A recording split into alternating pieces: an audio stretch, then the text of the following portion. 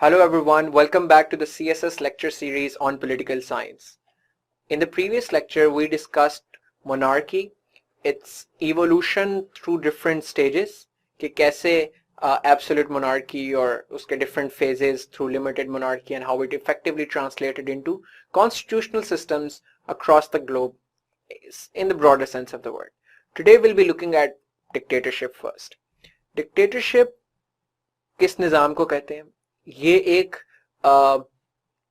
particular features होते हैं dictatorship के which are similar to monarchy but it's still slightly distinct from monarchical systems. Dictatorship के निज़ाम के अंदर जो ऑफिस है यानी पावर है वो फोर्स के जरिए हासिल की जाती है, जबकि मोनार्की के अंदर ऑफ कोर्स जो फर्स्ट मोनार्क होता है जो डायनेस्टी एस्टैब्लिश करता है वो फोर्स से ही पावर हासिल करता है, मगर इफेक्टिवली वो पावर फिर institutionalized हो जाती है. The power of monarch becomes institutionalized and effectively dynastic politics या dynastic power जो है वो monarchy के अंदर होती है. तो from one generation to the other, तो intergenerational transmission of power is prevalent in monarchy, while in dictatorship any person with authority and power occupies the position as long as he has the force and power to do so. इसके मुख्तलिफ तरीके हैं. Military takeovers, coup d'état is one of the most common ones कि जो militaries हैं किसी भी country की वो करती हैं कूस के अंदर. आपको पाकिस्तान की मिसाल मिलती है, आपको इजिप्ट की मिसाल मिलती है, आपको सूडान की मिसाल मिलती है. इन तमाम कंट्रीज में आपकी मिलिट्रीज ने कू डेटास के जरिए पावर्स गेन की. आपको रिबेलियंस की शक्ल में भी मिलती है. रिबेलियंस जिसके अंदर वो सेक्शन ऑफ सोसाइटी जो मिलिट्री का हिस्सा नहीं है लेकिन आर्म्ड और मिलिटेंट ग्रुप है जो effectively comes to power and establish kind of a dictatorial system. इसके अंदर हमें क्यूबा के अंदर हमें जो रेवोल्यूशन थी, Cuban revolution by Fidel Castro, वो इसके अंदर हमें एक इम्पॉर्टेंट एलिमेंट के तौर पे नजर आता है. तो या कभी कभी एक सिविलियन डिक्टेटरशिप के शक्ल में भी इवेंचुअली एस्टैब्लिश होती है. If a civilian elected individual refuses to step down from office and keeps hegemonizing the power, which is less likely because in such systems the person does not command a lot of power. और तो ये चीजें हैं जो dictatorship को power में लाने के लिए इंस्ट्रूमेंटल होती हैं. तो जबकि इसके मुकाबले में monarchy is more like a personalised affair and family affair जिसके अंदर एक पेट्रनेज नेटवर्क के जरिए it's like a patrimonial state structure that governs the society. तो ये एक बेसिक डिस्टिंक्शन है आपकी डिक्टेटरशिप और मोनार्की के साथ. आपके सामने एग्जांपल्स इटली के अंदर अगर हम जाएं तो बेनिटो मुसोलिनी, जर्मनी में हिटलर, आपके सामने एक बहुत बड़ी मिसाल है इराक में Saddam Hussain, north Korea Kim Jong Un, और पाकिस्तान के अंदर जितनी मार्शल लॉज लगे हैं all are examples of dictatorships. इस चीज का ख्याल रखें कि आप जब भी कोई सवाल अटेम्प्ट कर रहे हैं तो एग्जांपल्स की सेपरेट हेडिंग बनाकर जितना उन्हें यूनिक तरीके से आप रिप्रेजेंट कर सकें, एक डिफरेंट तरीके से रिप्रेजेंट कर सकें इन द सेंस कि वो विजिबल हों, even if the examiner is just skimming through the paper, तो उसको नजर आए आपने एग्जांपल्स कोट किए, because examples show that you actually know the topic. तो don't overlook this factor. The next concept is the idea about democracy. वो इकबाल का जो शेर है कि जमहूरियत एक ऐसा निज़ाम है जहाँ सरों को गिना जाता है, तोला नहीं जाता. I might have screwed the शेर a little, but तो वो क्या चीज़ है कि डेमोक्रेसी के मतलब क्या एक फंडामेंटल कैरेक्टरिस्टिक है डेमोक्रेसी का which makes it distinct from all other systems such as dictatorship and monarchy is that it is a system in which people have the power and people exercise that power through their representatives. So the fundamental essence of democracy is that consent of the governed is important. कि अगर मेरे ऊपर कुछ कवानीन लागू होंगे तो उन कवानीन के लागू होने से पहले मेरी मर्जी लेना जरूरी है, डायरेक्टली और इनडायरेक्टली. इस निजाम को जमहूरियत का निजाम कहते हैं. तो ये बेस करती है प्रिंसिपल ऑफ पॉपुलर सॉवरेंटी पे. याद होगा आपको सॉवरेंटी के लेक्चर में कि जहां अवाम बेसिकली अपने कवानीन खुद बनाए उसे जमहूरी निजाम कहा जा सकता है. डेमोक्रेसी की दो टाइप्स हैं. डायरेक्ट डेमोक्रेसी जिसे प्योर डेमोक्रेसी भी कहा जाता है, और एक इनडायरेक्ट डेमोक्रेसी जिसे रिप्रेजेंटेटिव डेमोक्रेसी भी कहा जाता है। डायरेक्ट डेमोक्रेसी या प्योर डेमोक्रेसी हमें अब दुनिया में नजर नहीं आती। जिस तरह मैंने मिसाल के तौर पे आपको बताया, एंशिएंट एथेंस के अंदर डायरेक्ट डेमोक्रेसी में यह है कि जब कोई भी कानून पास होना है, कोई भी इशू है, नेशनल इशू है, तो अवाम फैसला करेगी। Every person will have a vote, और वो डिसाइड करेंगे उसके ऊपर क्या करना है। तो ये हमें एंशिएंट एथेंस में नजर आता है, और हमें Switzerland which is a confederacy of multiple cantons, cantons are like provinces आप समझे उसके, तो उसके दो कैंटोनल असेंबलीज, जो उसकी दो कॉन्स्टिट्यूएंट असेंबलीज हैं, कॉन्स्टिट्यूएंट यूनिट की दो असेंबलीज हैं, वहां पर हमें ये डायरेक्ट डेमोक्रेसी का सिस्टम नजर आता है। और ये तस्वीर भी उसी कैंटोनल असेंबली की है कि कोई इशू है और उस पर सारे लोग यस और नो में वोट करेंगे। इसकी डायरेक्ट डेमोक्रेसी दुनिया में इनके अलावा कहीं पे प्रैक्टिस नहीं होती, लेकिन उसके कुछ सीधा एलिमेंट्स इस्तेमाल होते हैं, जैसे कि रेफरेंडम का आइडिया बेसिकली प्योर डेमोक्रेसी और डायरेक्ट डेमोक्रेसी से ही बाय किया हुआ है हमने। तो कुछ कंट्रीज कुछ बहुत इंपॉर्टेंट इश्यूज में, जैसे तुर्की के अंदर इन टर्की अगर कोई कॉन्स्टिट्यूशनल अमेंडमेंट करनी है तो उसके लिए वो रेफरेंडम उसके ऊपर होना जरूरी है, आवाम को उसको अप्रूव करना जरूरी है। मगर जनरल लॉज के लिए पार्लियामेंट की असेंट चाहिए होती है, डायरेक्टली आवाम से रेफरेंडम नहीं होता। So we take bits and pieces of direct democracy. So the system which is now most prevalent in the world is the system of indirect democracy, या इसे representative democracy भी कहा जाता है। इसके तहत मैं directly legislation नहीं करता, I am not directly involved in making the laws of my country, but I choose the representative on my behalf to do the law making for me. So I am indirectly controlling the laws of my country and policies of my country. And if I don't like someone, if I find that someone is not representing my will, my interests and my aspirations, I can vote that person out of power. तो indirect democracy इस तरह की जमहूरियत के अंदर अवाम अपने नुमाइंदों के जरिए, हैंस रिप्रेजेंटेटिव, हैंस इनडायरेक्ट, कि अपने नुमाइंदों के जरिए, अपने रिप्रेजेंटेटिव्स के जरिए वो गवर्नमेंट्स बनाती हैं और उन गवर्नमेंट्स को पावर में वोट करती है और उनको they vote them out of power as well. तो दुनिया की तकरीबन तमाम फंक्शनल डेमोक्रेसीज, आप पाकिस्तान, इंडिया, यूएस, तमाम कंट्रीज में जहां नॉमिनली भी डेमोक्रेसी का निज़ाम है, वहां पर रिप्रेजेंटेटिव डेमोक्रेसी का निज़ाम राइज है। Broadly speaking this could also be qualified as a republic. Republican systems भी का मतलब भी रिप्रेजेंटेटिव डेमोक्रेसीज है। Hence Islamic Republic of Pakistan, hence Islamic Republic of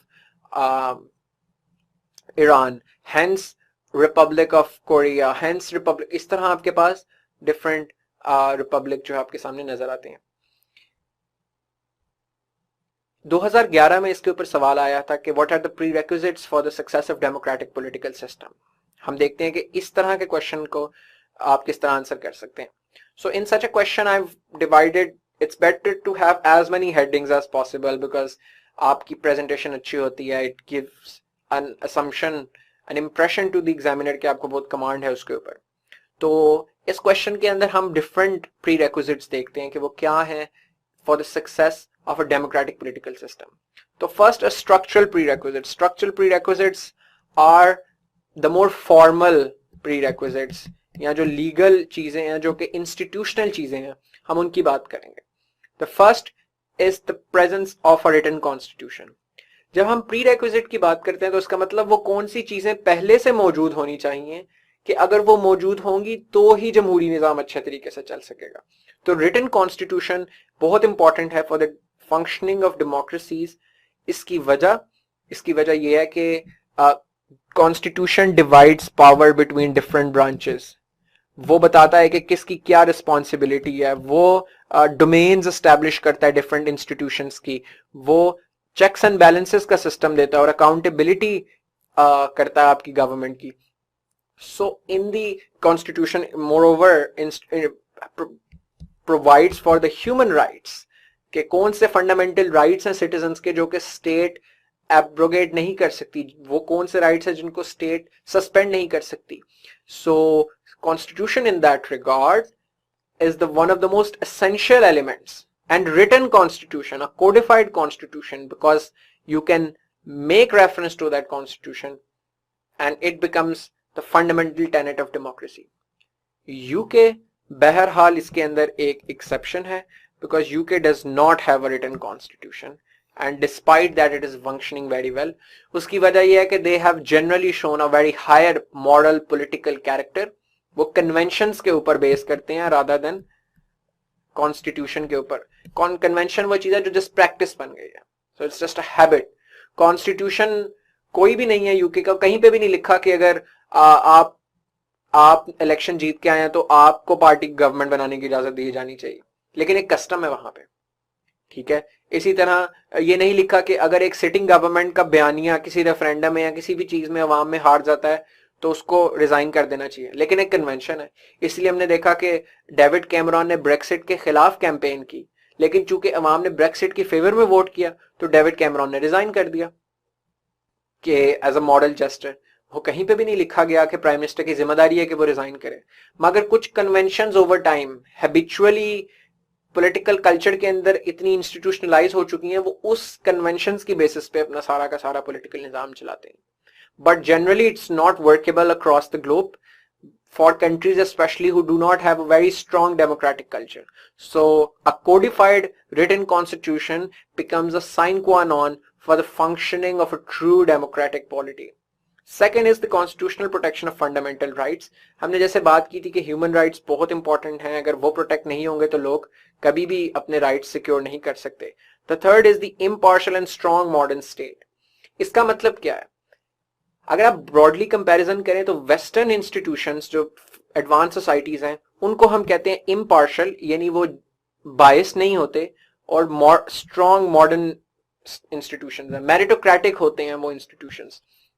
so if you want to get something done in the United Kingdom for instance, उसके लिए legal channels बनाए गए हैं, सिस्टम मौजूद है जर्मनी के अंदर भी, फ्रांस के अंदर भी, के you want to get something done, आपको कोई मसला है, कोई ग्रीवेंस है, कोई काम है, कोई चीज है, तो उस सिस्टम के तहत बनाई जाएंगे।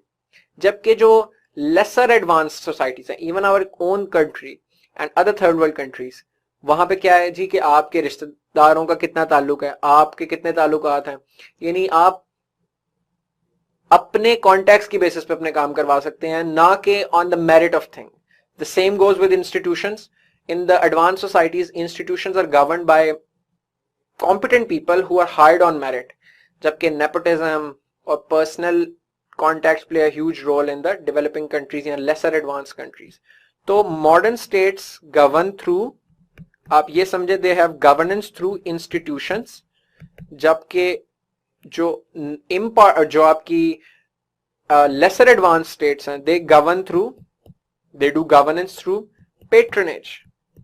पेट्रनेज नेटवर्क है कि आपके यही ताल्लुकात की बेसिस पे, अपने रिलेशंस की बेसिस पे आप काम करवाएं।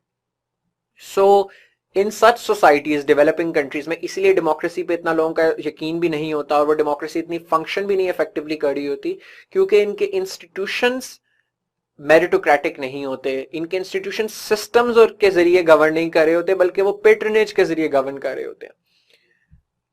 चौथी चीज कि आपकी मल्टीपल पॉलिटिकल पार्टीज एग्जिस्ट करनी चाहिए। A single party is a recipe for dictatorship.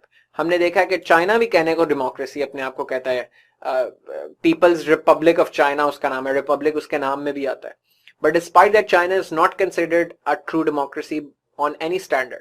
उसकी वजह यह है कि it is run by a single party which is Communist Party of China. तो कोई opposition ही नहीं exist करती। Opposition political parties act as very important check on the government. Parliament के अंदर वो opposition बनाती हैं, वो government की transgressions को रोकती हैं उसको। तो अगर आपके पास एक ही political party और वही govern करती जा रही है और वही power में है, तो it becomes pseudo monarchy again, right? It becomes pseudo dictatorship, क्योंकि वही लोग बार बार आपको गवर्न करते हैं। एक इंडिपेंडेंट जुडिशरी का होना इसमें बहुत जरूरी है, बिकॉज जुडिशरी मेक्स श्योर के आपकी गवर्नमेंट को पहले तो चेक कर रखने में, मगर उसके अलावा वो लोगों को उनके राइट्स प्रोटेक्ट करने में और लोगों को जस्टिस प्रोवाइड करने में बहुत अहम किरदार अदा करती है। तो इन सब चीजों के अंदर अगर आपकी जुडिशरी इंडिपेंडेंट नहीं है, it is controlled by the government, तो फिर तो आपका दोबारा वही मोनार्की का सिस्टम बन गया ना, क्योंकि जहां जो बादशाह चाहेगा वही होगा, जो हुक्मरान चाहेंगे वही होंगे। तो एक सही डेमोक्रेसी के लिए जरूरी है कि जुडिशरी शुड बी इंडिपेंडेंट, जिसको सेपरेशन ऑफ पावर्स का डॉक्ट्राइन भी कहते हैं, which will look in the future lectures as well. The sixth important prerequisite is the rule of law. Rule of law means कि equality के साथ आप law को apply करेंगे, that everyone is equal before the court of law, और हर बंदे को same offense की बराबर सजा दी जाएगी. तो अगर किसी सोसाइटी में रूल ऑफ लॉ नहीं है, इसका मतलब है there are certain people who are privileged जिन पे लॉ उस तरह अप्लाई नहीं होता है, and there are underprivileged जिन पे लॉ अप्लाई होता है. That means that society is highly unequal and divided, which means के वो जो डेमोक्रेसी का प्रॉमिस है कि हम इक्वल सोसाइटी क्रिएट करते हैं, वो हो ही नहीं सकता पूरा, क्योंकि डेमोक्रेसी सिर्फ और सिर्फ वोट डालने और ना डालने का नाम नहीं है, वो एक इक्वालिटेरियन मोर राइट्स फ्रेंडली स्टेट बनाने का नाम है. तो जब लोगों पे लॉ ही अप्लाई बराबर सतह पर नहीं हो सकता, तो इक्वालिटी कभी भी लोगों के दरमियान नहीं आ सकती, और आपकी डेमोक्रेसी का फंडामेंटल प्रेमिस ही जो है वो वायलेट हो जाता है अगर रूल ऑफ लॉ नहीं है. The seventh is free media. जो आपका मीडिया है, it is a vigilant watchdog on the actions of government and other institutions. तो मीडिया की आजादी, इसीलिए ये समझा जाता है कि आजाद मीडिया जमहूरी निजाम का सबसे अहम रुकन समझा जाता है. तो इसीलिए free media acts as a vigilant watchdog on the actions of government. It criticizes the government, it criticizes the other multiple political parties as well. It provides information to people. ये एक informed citizenry generate करता है, लोगों को inform करता है उनके rights के बारे में. All the things which are essential and democracy. इसीलिए हम देखते हैं कि जब भी किसी जमहूरियत में, किसी नॉमिनल डेमोक्रेसी में या कहीं पे जर्नलिस्ट को जेल किया जाए, मीडिया की सेंसरशिप की जाए, तो कहा जाता है it's a highly undemocratic move, because democracy is nothing without the presence of a free vibrant media. In structural prerequisites के बाद कुछ इनफॉर्मल प्रीरेक्विजिट्स हैं कि माशरे में आपकी एजुकेशन लोगों को ब्रॉडली मिले. अगर लोग एजुकेटेड हैं तो ही वो अच्छे लोगों को वोट डालेंगे, तो ही वो कॉम्पिटेंट लोगों को वोट डालेंगे, तो ही कॉम्पिटेंट लोग ऊपर आएंगे. अगर सोसाइटी जनरली अनएजुकेटेड है तो it becomes easier for the elites to fool people, और वो डेमोक्रेसी के सिस्टम को कैप्चर कर लेते हैं और अपनी पावर परपेचुएट करते हैं. The second is vigilance. Vigilance means that people are ready to keep an active eye on the actions of government. The third is the civic sense. Civic sense का मतलब है कि आप सोशल अफेयर्स में involve हैं, आपको पता है आपकी रिस्पॉन्सिबिलिटीज क्या हैं, आपको पता है आपको इशारे पे रुकना चाहिए, आपको ओवर स्पीडिंग नहीं करनी चाहिए. So you follow the laws yourself because you believe that you're part of a community to which you owe certain responsibilities to. That checks out the civic sense. So that is very important for having a democratic society. The spirit of toleration is very important because societies के अंदर there are always multiplicity of interests. Different लोगों के different interests हैं, different लोगों के different मज़ाहिब हैं, ethnicities हैं, cultures हैं, value systems हैं. इसी वजह से pluralism is the only way in such societies. Pluralism के अंदर आप एक दूसरे को tolerate करते हो और हर एक को बराबर मौका देते हो. So people should tolerate dissent, tolerate each other's opinions in that regard. And the last is the removal of gross inequalities. अगर सोसाइटी हाईली अनइक्वल है और कुछ लोगों के पास सोशल, इकोनॉमिक और पॉलिटिकल पावर है और बाकियों के पास नहीं है, तो इसका मतलब वो जिसके पास पावर है हमेशा वही तबका डेमोक्रेसी के सिस्टम को कैप्चर करेगा और डेमोक्रेसी के सिस्टम को अपने लिए सेल्फ सर्विंग सिस्टम के तौर पे यूज करेगा.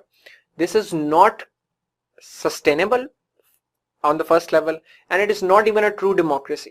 तो वो जो डेमोक्रेसी के promises हैं, डेमोक्रेसी के जो बेनिफिट्स कंसिडर होते हैं, वो किसी भी सोसाइटी में तब तक नहीं आ सकते तब तक हमारे पास ये प्रीरेक्विजिट्स, जो स्ट्रक्चरल प्रीरेक्विजिट्स हैं और जो इनफॉर्मल प्रीरेक्विजिट्स हैं, ये किसी सोसाइटी में चेक ना होते हैं.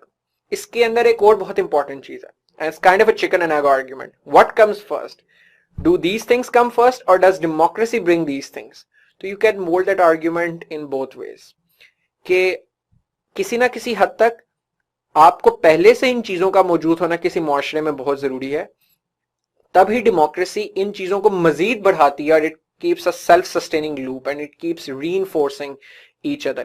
इसीलिए the comparison between Western countries and say African countries, African democracies is pretty paramount because West already had independent before it was democratized. It's institutions became modern, rule of law का principal generally apply होना शुरू हो गया था, एक toleration की spirit आ चुकी हुई थी डिफरेंट रिलीजन्स के दरमियान, तो फिर उसके ऊपर डेमोक्रेटिक सिस्टम जो है ना वो इंट्रोड्यूस करवाया गया, so it was more efficient. See you guys in the next lecture. Hello everyone, welcome back to the political science lecture series. In the previous lecture we were discussing the prerequisites for the functioning of a successful democracy, जो कि past paper का question भी है, और हम देख रहे थे कि किस तरह there are certain prerequisites which are very important कि जिनके बगैर जमहूरियत कभी भी सही तरीके से चल नहीं सकती. उनमें हमने जितने different prerequisites देखे उसको आप एक केस स्टडी से कंपैरिजन कर सकते हैं. सो वी वर डिस्कसिंग कि वेस्ट के अंदर किस तरीके से पहले से बहुत सारे ये प्रीरेक्विजिट्स मौजूद थे और उसके बाद डेमोक्रेसी आई जिसकी वजह से इट्स इफेक्टिवली फंक्शनिंग, जबकि अफ्रीकन कंट्रीज में जहां एक मॉडर्न स्टेट नहीं है, एथनिक डिविजन्स बहुत ज्यादा हैं, it's driven by ethnic sectarian cultural conflicts, linguistic conflicts and divides. There are patronage networks rather than institutions that are meritocratic in nature. यानी वो तमाम prerequisites जो हमने डिस्कस किए हैं वो वहां पर अप्लाई नहीं होते थे. And then democracy was introduced in African societies.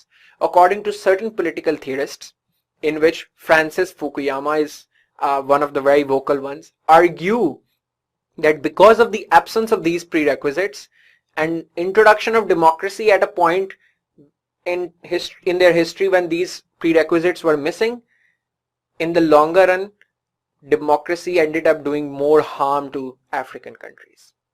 तो आप ये कोट कर सकते हैं फ्रांसिस फुकुयामा को, उसने अपनी किताब political order and political decay के अंदर ये एनालिसिस लिखा है. तो ये हमारे उस एनालिसिस और केस स्टडी जो आपके उस पूरे लॉजिक जो आपने भी दिया उसको रीइंफोर्स करती है. जो अगला सवाल है जो कि 2014 में आ चुका है डेमोक्रेसी के ऊपर, वो ये है कि how can democracy bring even change in society, कि डेमोक्रेसी कैसे एक ब्रॉड लेवल का और एक बड़ा लॉन्ग टर्म लेवल का जो है और बराबरी की सतह पर चेंज जो है ना वो लेकर आ सकती है, यानी सबको बेहतरी की तरफ लेकर जा सकती है. तो इसकी जो आंसर की आउटलाइन है वो कुछ यूं बना सकते हैं आप कि सबसे पहले डेमोक्रेसी क्या करती है जो कि इवन चेंज की तरफ कंट्रीब्यूट करती है, वो एहतसाब करती है, अकाउंटेबिलिटी और रूल ऑफ लॉ. अकाउंटेबिलिटी और रूल ऑफ लॉ किस तरीके से होता है, क्योंकि रिपीटेड साइकिल्स ऑफ इलेक्शंस होते हैं. अगर एक गवर्नमेंट करप्ट है, एक गवर्नमेंट डिलीवर नहीं कर रही, एक गवर्नमेंट सब लोगों का ख्याल नहीं रख रही, तो it can be voted out of power.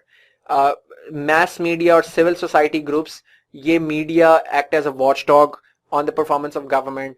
Civil society जो आपकी एनजीओज एंड ऑर्गेनाइजेशंस हैं, लॉयर्स के ग्रुप्स हैं, वो लोग, human rights organisations and commissions, इन तमाम चीजों की वजह से आपकी governments are in democracy are forced to perform, क्योंकि वो अकाउंटेबल होते हैं, वो आंसरेबल होते हैं. In dictatorship a dictator is answerable to no one, a monarch is answerable to no one, but an elected government is answerable to opposition in parliament. It's also answerable to courts, it's answerable to public when it goes to elections. तो इसकी वजह से governments are forced to cater to all the people, because अगर हुकूमत सिर्फ से 10% लोगों का ख्याल रख रही है या 30% लोगों का ख्याल रख रही है, तो the rest of the 70% can theoretically vote that government out of power. इसीलिए democracy एक structural incentive create करती है for the governments to contribute in an even fashion in society. इनका एक सेकंड जो corollary इफेक्ट है कि आपकी जो गवर्नेंस है वो ज्यादा रिस्पॉन्सिव और एफिशिएंट होती है. उसकी वजह यह है कि आपकी डेमोक्रेसी के पास एक बहुत स्ट्रॉन्ग इंसेंटिव स्ट्रक्चर है फॉर डेमोक्रेटिक गवर्नमेंट्स कि वो डिलीवर करें, because otherwise they will not remain in power. अगर वो डिलीवर नहीं करेंगे तो वो पावर में नहीं रह सकते, बिकॉज लोग उनको वोट आउट कर देंगे. इसीलिए जमहूरी निज़ाम के अंदर आपको अमूमी तौर पे गवर्नेंस ज़्यादा एफिशिएंट होती है, ज़्यादा रिस्पॉन्सिव होती है. वो तमाम इशू, एक छोटा सा इशू कोई भी किसी जगह पर हुआ तो वो मीडिया पे आ जाता है, फिर गवर्नमेंट की बदनामी होती है और government is forced to act on that. The third is better decision making. एक collective decision making is always better than individual decision making. आपका मोनार्की के अंदर और डिक्टेटरशिप के अंदर, इन दोनों सिस्टम के अंदर one person Suez everyone else. उसका जो कंट्रोल है that is over every other person. तो डिसेंट का मार्जिन बहुत कम होता है उन हुकूमती निज़ामों के अंदर। तो इसीलिए जबकि डेमोक्रेसी में क्या है कि आपका प्राइम मिनिस्टर या प्रेसिडेंट है, उसके नीचे उसकी कैबिनेट है, उसकी कैबिनेट पार्लियामेंट को आंसरेबल है, और पार्लियामेंट के अंदर फिर आपकी सेनेट और नेशनल असेंबली है। फिर यानी एक बहुत डिलिबरेटिव प्रोजेक्ट है, एक बड़ा डिलिबरेटिव प्रोसेस है डिसीजन मेकिंग का डेमोक्रेसीज के अंदर, जिसकी वजह से generally the decisions that are made in democracy are more representative of the will of the people, but they are also better decisions. They are not, क्योंकि एक बंदे का फॉल्ट करना या one person failing is more probable and likely than so many people failing. तो अगर prime minister कुछ गलत सोच रहा है तो उसके एडवाइजर्स, उसके कैबिनेट के मेंबर्स, अगर वो भी नहीं तो पार्लियामेंट की कमेटीज, सेनेट की कमेटीज, कहीं ना कहीं लेवल पर जाके उसकी उस स्टूपिडिटी को काउंटर करने के लिए काउंटरवेलिंग फोर्सेस मौजूद हैं. There are countervailing influences in democratic system that can keep a check on government's stupidity, and their stupid decisions could be checked. But in monarchies and dictatorships, there is no external countervailing influence to keep a check on the stupidity of that one man. All right. Fourth is the equitable distribution of wealth and resources. Generally, आपकी जमहूरियत ज्यादा equitable distribution करती है wealth और resources की, जिसका ये एक बहुत बड़ी वजह वही है जो मैंने आपको पहले बताई थी, क्योंकि उसको एक इंसेंटिव होता है डेमोक्रेसी के अंदर कि वो ज्यादा से ज्यादा लोगों का वोट बैंक बढ़ाए. तो वोट बैंक बढ़ाने का इंसेंटिव का मतलब है कि आप कोशिश करोगे कि अंडर प्रिविलेज्ड एरियाज को भी डेवलप करो, उधर भी अपनी प्रेजेंस बढ़ाओ, उधर भी काम करो ताकि आपकी वोट बैंक वहां पर भी इंक्रीज करे. तो generally there is more equitable distribution of wealth and resources in that regard. But secondly, monarchs and dictatorship by contrast hail from certain segment of society. तो उनके पास कोई इंसेंटिव भी नहीं होता सारी लोगों के लिए बेहतरी करने का, और चूंकि वो किसी एक खास सेगमेंट से ताल्लुक रखते हैं, लाइक किसी खास एथनिसिटी से, किसी खास रिलीजन या किसी खास सेक्ट से, तो generally they prefer their lot, their people over the wider society and their community over the wider society. तो जिसकी वजह से unequal distribution होती है. By contrast, in democracy, they have a strong incentive to work for the equitable distribution of resources. Fifth, democracies generally produce greater cohesion and greater integration. उसकी वजह यह है कि चूंकि जो डिक्टेटरशिप और जो मोनार्की है, मोनार्की और डिक्टेटरशिप में पावर आपकी सेंट्रलाइज्ड होती है. सेंट्रलाइजेशन ऑफ पावर का मतलब है कि चंद लोग और चंद sections of society are going to have a stake in the government, the rest are going to be marginalised. तो जो छोटे सूबे हैं या आपकी जो वो एथनिसिटीज जो डिक्टेटर की एथनिसिटीज है या उसके रिलीजन से ताल्लुक नहीं रखती, they are generally going to be kept out of the political power and political system. हमने ये देखा है इराक में किस तरीके से जब शियाइट रूलर था वहां पे, तो कैसे वहां पे शियास को करना शुरू कर दिया गया. जैसे मालिकी की गवर्नमेंट को ये एक्यूज किया जाता है. मालिकी से पहले जब सदाम हुसैन हुआ था सुन्नी रूलर, तो कहा जाता था कि सुन्नीज को फेवर किया जाता है और शियाज are out, they are not given equal economic opportunities and political opportunities, जिसकी वजह से स्टेट डिवाइड हो जाती है, रियासत आपस में अंदर इंटीग्रेशन नहीं आ सकती. जबकि डेमोक्रेसीज के अंदर वो अंदर ही सिस्टम मौजूद है डिफरेंट इंटरेस्ट को केटर करने का, क्योंकि people in the parliament can come from all different provinces, वो ऑल डिफरेंट कॉन्स्टिट्यूएंट यूनिट्स. तो people from all ethnicity, religion, sects have the ability to come to parliament, plus they have the ability to protest, they have the ability to voice their criticism on the government. वो media पे आ सकते हैं, वे सारी चीजें कर सकते हैं. जबकि इसके खिलाफ आमरीत के अंदर या बादशाहत के अंदर ओप्रेसिव और रिप्रेसिव मैकेनिज्म यूज किया जाता है डिसेंट को, और जो दूसरी एथनिसिटीज हैं, दूसरे सेक्शंस हैं सोसाइटी के, उनको चुप करवाने के लिए, which leads to division within the society. Internal factions create होती हैं, fragmentation होती है. So that is why ethnic fragmentation has been very ethnic and otherwise sectarian fragmentation is very rampant in Middle Eastern democracies. तो जो जमहूरियत है by contrast वो आपकी ज्यादा national integration को improve करती है, because everyone finds a stake in the government. हर किसी को पता है कि हम we are better off in the system. क्योंकि आप उसको सिस्टम के अंदर इंप्रूवमेंट का मौका देते हो. The sixth is the peaceful and inclusion towards minorities. Democracies are generally more peaceful towards minorities because आप हर एक को, जिस तरह पहले बात की, सिस्टम में आके अपने इश्यूज एड्रेस करने का मौका देते हो, सिस्टम को यूज करते हुए करते हो. बिकॉज अगर किसी बंदे को जमहूरियत में हक नहीं मिल रहा किसी अकलियत को, तो it can go to independent courts, it can go to independent media, it can go to civil society, तो they get their grievances redressed generally. Dictatorship में वो किसी भी सूरत नहीं कर पाते. जब वो नहीं कर पाते फिर they even resort to violence because they have no way out. तो इस तरीके से आपकी जमहूरियत ज्यादा इंक्लूजन की तरफ, प्रो इंक्लूजन होती है माइनॉरिटीज की तरफ. The seventh idea is about wars and aggression. There is a popular conception in political theory कि democracies are less war mongering, democracies are more pacifist. इसे डेमोक्रेटिक पीस थ्योरी भी कहते हैं और इसे म्यूचुअल डेमोक्रेटिक पैसिफिज्म भी कहते हैं. The idea is that democracies are less prone to war for many reasons. A, because generally people do not support war, and since in democracy power rests with the people, people would not vote a person in power who openly advocates doing war with other countries. Secondly, in democracy, since war is a loss for everyone, क्योंकि जो war है वो democracy को बहुत नुकसान पहुंचाती है, because economic cost उसकी बहुत ज्यादा होती है, ह्यूमन कॉस्ट और ह्यूमन टॉल उसका बहुत ज्यादा होता है, जिसकी वजह से एक अच्छी डिसीजन मेकिंग के अंदर, और ऐसी डिसीजन मेकिंग जिसके अंदर अवाम की राय भी शामिल है, वो कभी भी वॉर को फेवर नहीं करती.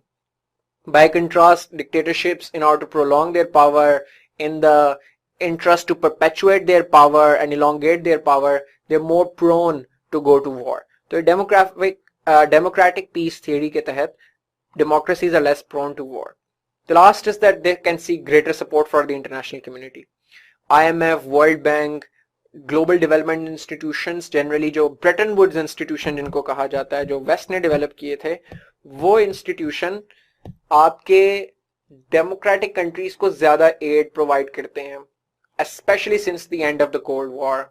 जब अब वो कोल्ड वॉर डायनेमिक्स नहीं रही, तो वो डेमोक्रेटिक कंट्रीज को सपोर्ट ज्यादा करते हैं, आपको एड ज्यादा मिलती है, आपको असिस्टेंस ज्यादा मिलती है. So it becomes easy for government to spend that aid on people, और वो लोगों को फराहम कर सकती है. इसकी मिसाल जैसे कैरी लुगर बिल पाकिस्तान में 2008 में आया था, जब मार्शल लॉ खत्म हुआ और एक जमहूरी हुकूमत आई, तो अमेरिका ने पाकिस्तान को कैरी लुगर बिल के अंदर डेवलपमेंटल एड दी ताकि पाकिस्तान की फ्लेजलिंग डेमोक्रेसी वो स्टेबलाइज कर सके. तो ये सारे आपके ideas that how democracy can bring an overall broad and inclusive change in society. The next question is comparing democracy with dictatorship. यह सवाल 2003 में आया था. मैंने इसको एक वेन डायग्राम की शक्ल में किया. आपने इसको पैराग्राफ की शक्ल में भी डिस्कस करें, इन पॉइंट्स को लेंथी करके, इनको जरा लंबा करके भी लिखें, और एंड पे वेन डायग्राम्स भी दिखा दें. तो since it's compare and contrast, so this portion is the contrast and this is the compare के, जिसके अंदर आपकी कुछ सिमिलैरिटीज भी हैं. तो डिक्टेटरशिप और डेमोक्रेसी के अंदर जो फर्क है बहुत सिंपल. सबसे पहले तो आपकी जमहूरियत फ्री एंड फेयर इलेक्शंस पे बेस करती है. आपकी dictatorship political power rests with the person by virtue of him coming to power through illegitimate means, through force. तो आपकी डेमोक्रेसीज में पावर फ्री इलेक्शंस के तौर की वजह से मिलती है. So because you have the most votes, you form a government. In dictatorship, you have the power and you have forces with you. That's why you form a government. In democracy, there's accountability to opposition parties, parliament, and the public at large. While in dictatorships, there's no accountability because वो एक डंडे के जोर पे operate कर रहे होते हैं, जोर से और पावर के जरिए अपना काम मनवा रहे होते हैं.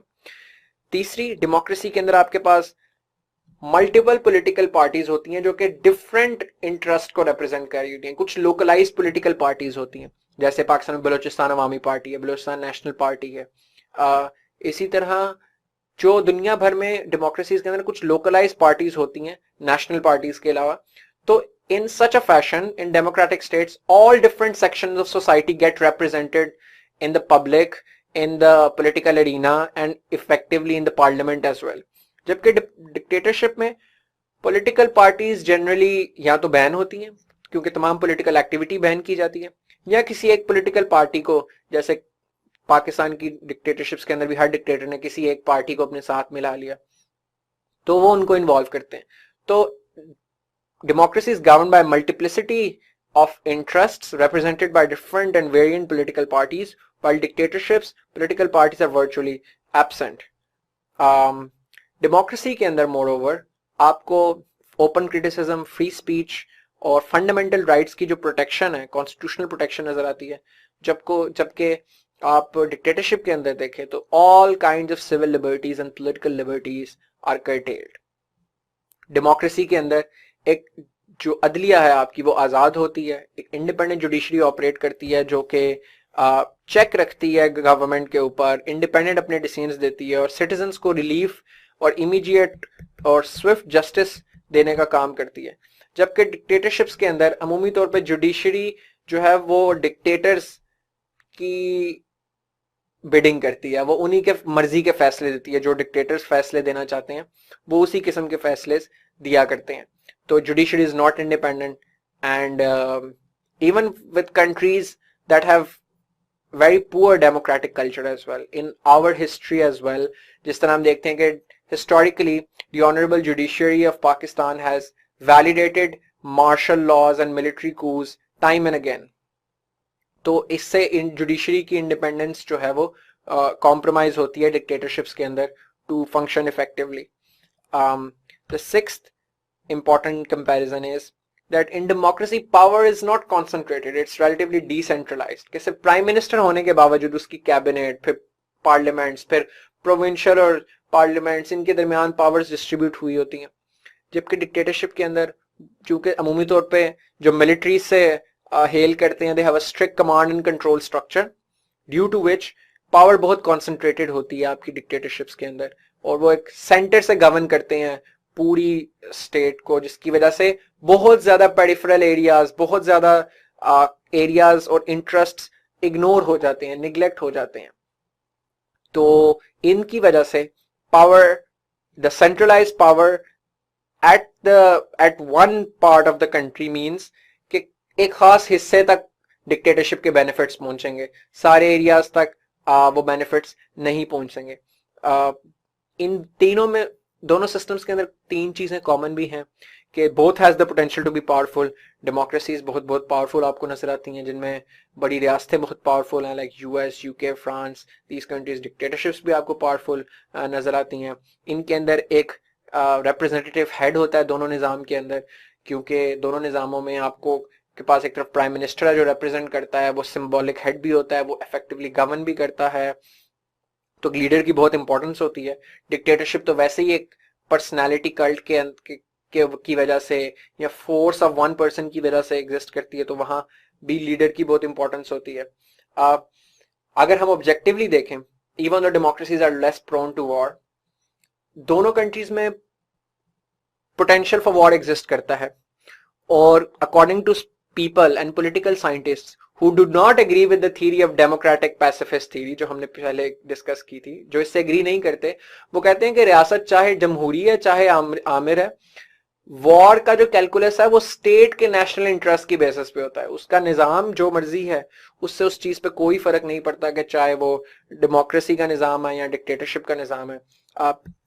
Kenneth Waltz is an important international relations का theorists who have argued for this idea, so you can make a reference to him as well, कि both democracy and dictatorship have equal propensity of war, they just make decisions of war based on their own conception of national interest and their own perception of external threat।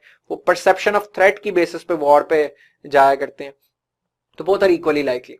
and some theorists also argue कि जो sham democracies या nascent democracies, जो रियासतें नई नई जमहूरी हुई हैं, the countries which are just democratized in the early phases of democratization, they have more propensity for war than mature democracies or authoritarian governments like dictatorships।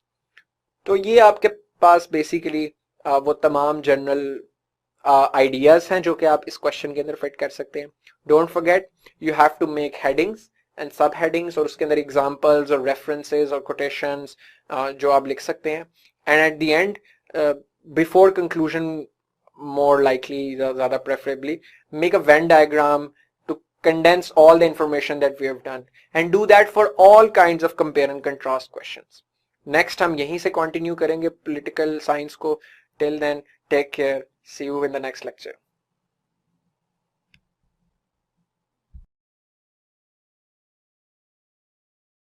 Back to the political science CSS lecture series. In the previous lecture, we discussed democracy and dictatorship, और हमने उनका comparison और contrast देखा था.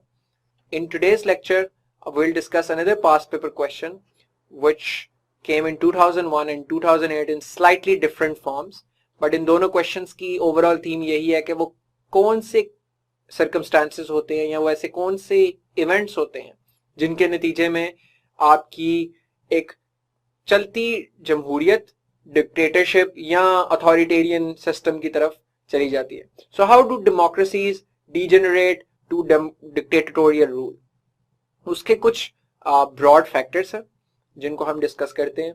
तो सबसे पहला तो यह है कि अगर आपकी सोसाइटी के अंदर बहुत ज्यादा फ्रेगमेंटेशन और डिवीजन हो along class, ethnic, linguistic, sectarian lines, then this is a recipe for political instability within a country.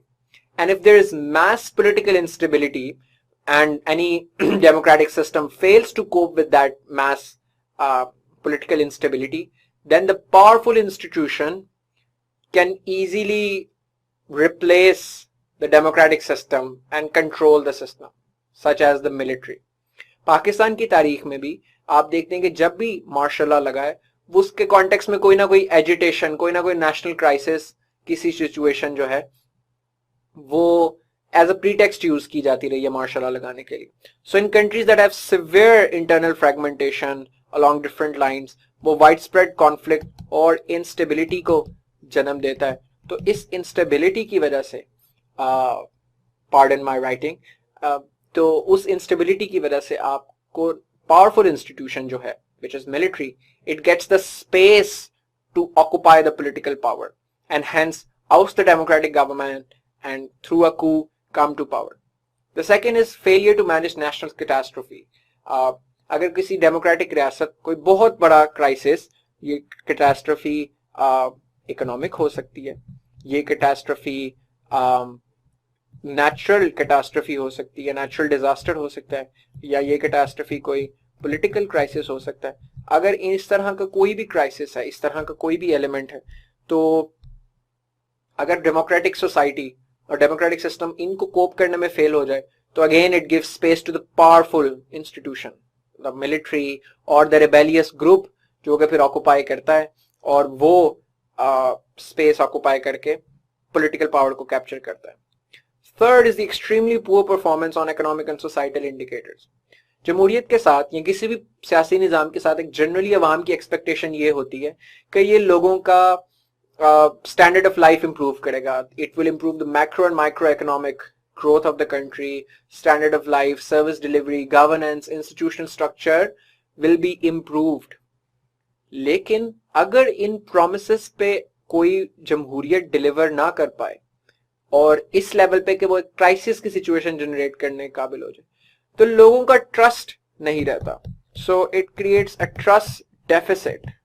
अवाम और स्टेट के दरमियान एक ट्रस्ट डेफिसिट आ जाता है और अवाम का जमहूरी निजाम से एतमाद ही उठ जाता है. फिर इवन बहुत सारे केसेस के अंदर अवाम खुद डिमांड करती है कि जी मार्शल लॉ लग जाए, कि जी मिलिट्री आ जाए और डिक्टेटरशिप आ जाए.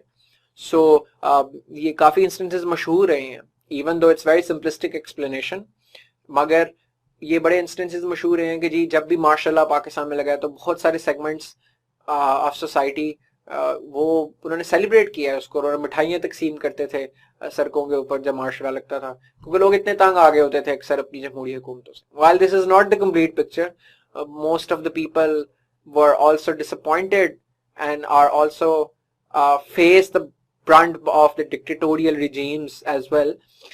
लेकिन कहने का मकसद ये कि एक ये बहुत बड़ा कॉज होता है जिसकी वजह से रियासत जो आपकी डेमोक्रेसी है वो अपनी लेजिटिमेसी खो देती है. तो अपनी लेजिटिमेसी को बरकरार रखने के लिए बहुत जरूरी है कि वो इन इंडिकेटर्स पे परफॉर्म करें. The fourth is lack of strong democratic leadership. Leadership एक बहुत इंपॉर्टेंट एलिमेंट है किसी भी डेमोक्रेटिक सिस्टम को मेंटेन रखने के लिए, स्टेबल रखने के लिए. मैं एक मिसाल से आपको वाजे करता चलूं. जब हमारी स्टेट बनी 1947 में, we had one charismatic leader around which the whole nation was united, which was Quaid Azam Muhammad Ali Jinnah. After the unfortunate demise of Jinnah, there was no single leader that could claim national unity. Liaquat Ali Khan to some extent, and then he was also unfortunately assassinated. जिसकी वजह से पाकिस्तान में कितने सालों के अंदर इतने ज़्यादा प्राइम मिनिस्टर्स तब्दील हुए और गवर्नमेंट्स रिपीटेडली तब्दील हुई in the early phases of Pakistan history. Effectively वो चीज़ मार्शल लॉ की शक्ल में जाकर ट्रांसलेट की कि जब आपका मार्शल लॉ लगाया गया और फिर Ayub Khan martial law dictator के तौर पर आ गए. तो इसीलिए जब आपकी कोई स्ट्रॉन्ग लीडरशिप नहीं होती तो वो स्टेबिलिटी नहीं लेकर आ सकते पॉलिटिकल सिस्टम में. They can not guide the course of political development of that country.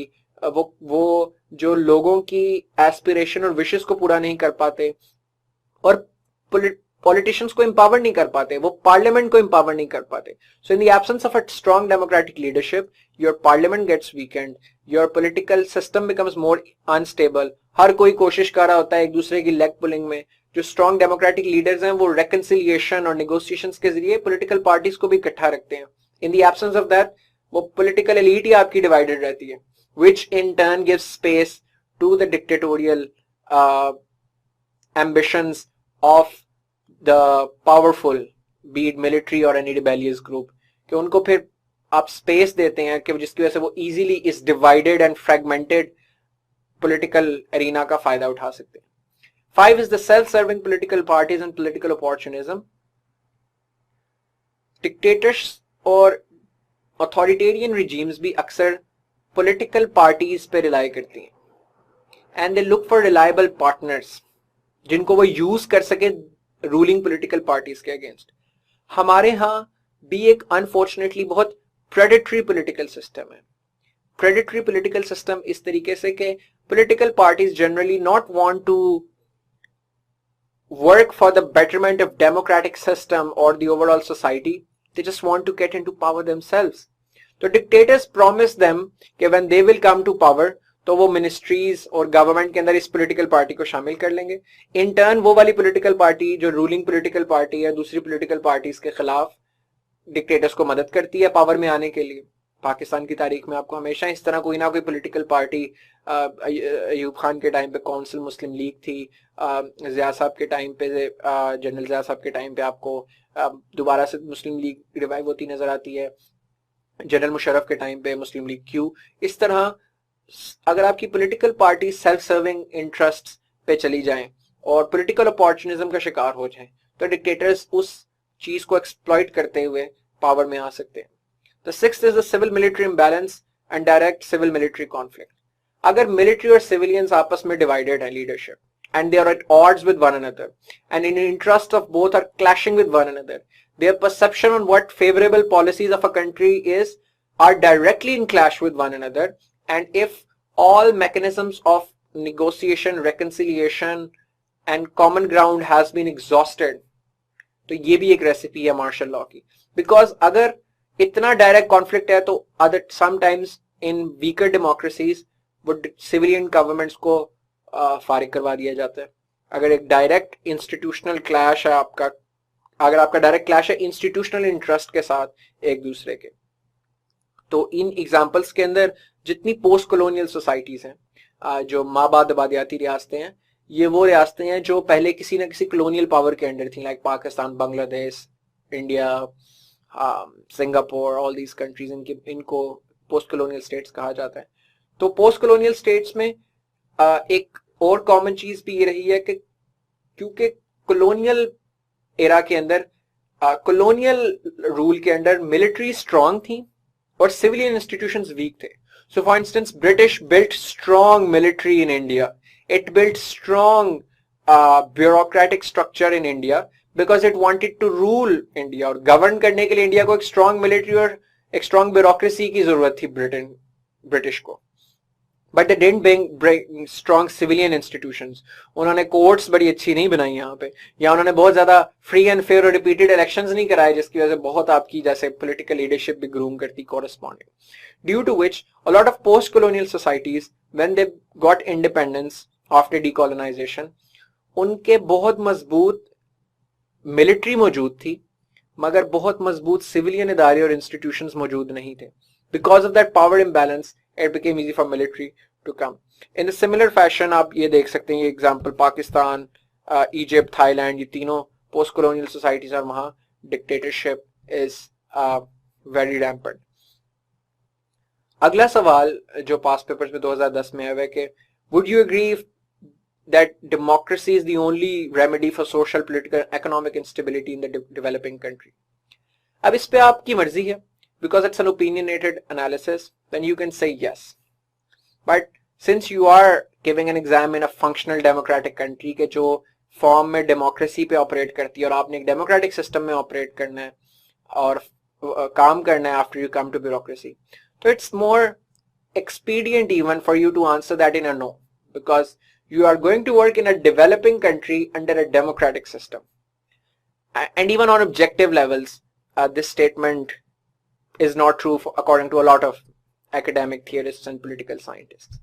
So आप इस context में हम तीनों levels पे discuss करते हैं, social, political और economic levels पे. On political level, dictatorship solution नहीं है, क्योंकि most of developing countries are multi-ethnic, multilingual and multi-sectarian, which means they are heterogeneous societies. उनमें homogeneity नहीं है, commonalities कम है, जिसकी वजह से dictators की पावर चूंकि जरा centralized authority होती है, centralized leadership होती है, इसलिए बहुत सारी ethnicities feel marginalized और उनको उनकी issues address नहीं हो पाते। जिस तरह मैंने आपको बताया इराक के अंदर जो रूलिंग पावर जो डिक्टेटर है उसका जो सेक्ट था, उसके सेक्ट के लोगों को सारे प्रिविलेजेस मिलते थे, दूसरे को नहीं मिलते थे। सद्दाम हुसैन के टाइम पे सुन्नीस हैड द प्रिविलेजेस, मालिकी के टाइम पे शियाज हैव द प्रिविलेज। तो जिसकी वजह से dictatorship is not a good recipe for equal development in developing countries. The second is the extension of this logic, क्योंकि dictators hail from certain socio economic group, they hail from certain socio-ethnic group as well, और वो किसी एक खास ethno-linguistic group से उनका ताल्लुक होता है, जिसकी वजह से उनका patronage नेटवर्क भी उसी एक ethno-linguistic group के साथ होता है और वो उन्हीं लोगों की डेवलपमेंट के लिए काम करते हैं। फिर डिक्टेटरशिप्स के अंदर चूंकि पेरिफेरल एरियाज डिक्टेटर्स की प्रायोरिटी में नहीं होते, वो उनको आयरन फिस्ट से रूल करते हैं, सप्रेस करते हैं डिसेंट। इन चीजों की वजह से आपकी ओवरऑल डेवलपिंग कंट्रीज जिनमें खास तौर पे पेरिफेरल एरियाज को डेवलप करने की जरूरत होती है, जो आपके मेन स्ट्रीम एरियाज का हिस्सा नहीं है, जैसे पाकिस्तान में देखा जाए तो आपका सेंट्रल पंजाब, नॉर्दर्न पंजाब या पेशावर वैली या अर्बन सिंध, ये आपके मेन सेंटर्स हैं। पेरिफेरल एरियाज जो रूरल सिंध है या पेशावर वैली के अलावा दूसरे एरियाज हैं या साउथ पंजाब और बलोचिस्तान है, ये सेंटर का हिस्सा नहीं, ताल्लुक नहीं रखते, पेरिफेरल एरियाज है। तो गवर्नमेंट डिक्टेटर्स ने बिलखसूस इन एरियाज पे कभी भी फोकस नहीं किया। चूंकि डिक्टेटरशिप के अंदर कंसेंसस बिल्डिंग नहीं होती, एक सिंगल पार्टी रूल होता है, सिंगल पर्सन रूल होता है, तो वो कभी भी सारे स्टेक होल्डर्स को साथ लेकर नहीं चलते।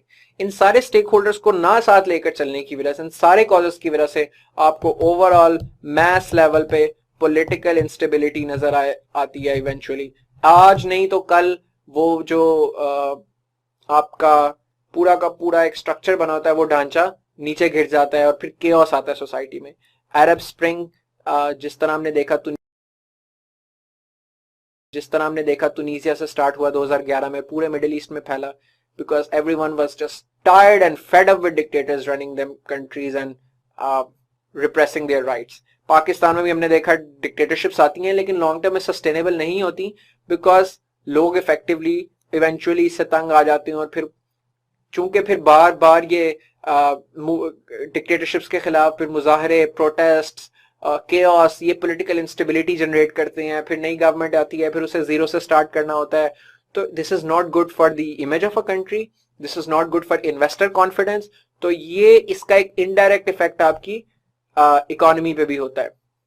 The second is on social level, आपकी डिक्टेटरशिप सोशल लेवल पे बहुत नुकसान पहुंचाती है, because it has not have any space for dissent, criticism का कोई स्पेस नहीं होता, सिविल सोसाइटी ग्रुप्स को बैन किया जाता है, सिविल और पॉलिटिकल राइट्स नहीं दिए जाते, right to speech, assembly, association, press, ये सारे राइट्स बैन किए जाते हैं। इन तमाम चीजों की वजह से लोगों के पास कोई लेजिटिमेट एवेन्यू नहीं बचता to express their dissent, to express their grievances. And when people have legitimate grievances but does not have any legitimate avenue to express that grievance, effectively वो क्या करते हैं? Then they resort to violence. फिर वो violence के जरिए अपनी बात मानने की दिखाने की कोशिश करते हैं। हमने ये अमूमी तौर पे देखा है पाकिस्तान के अंदर डिक्टेटोरियल रिजीम्स के अंदर आपका सेपरेटिज्म बहुत अक्सर औकात परवान चढ़ा है।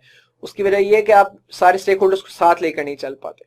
इस एग्जाम्पल के तौर पे आप इजिप्ट की मिसाल बहुत ज्यादा पर्टिनेंट है। इसके अंदर प्रेसिडेंट अल सीसी जिसने मिलिट्री कू किया था मोहम्मद मुर्सी के अगेंस्ट और मुस्लिम ब्रदरहुड को बैन किया था इजिप्ट के अंदर, तो you're are constant civil strife in Egypt ever since then, because लोगों को सप्रेस किया जा रहा है, उनके राइट्स नहीं दिए जा रहे।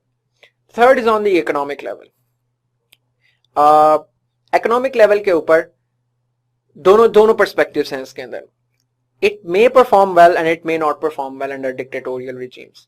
तो when it may perform well, तो अगर तो डिक्टेटर अच्छे पॉलिसी मेकर्स लेकर आता है, अच्छे एक्सपर्ट्स लेकर आता है, अच्छे टेक्नोक्रेट्स लेकर आता है जो इकोनॉमिक पॉलिसी बनाते हैं और इम्प्लीमेंट करवाते हैं, तो इट्स पॉसिबल के आपकी economy of the country could rebound. Pakistan में भी 60s के अंदर economic growth was one of the highest.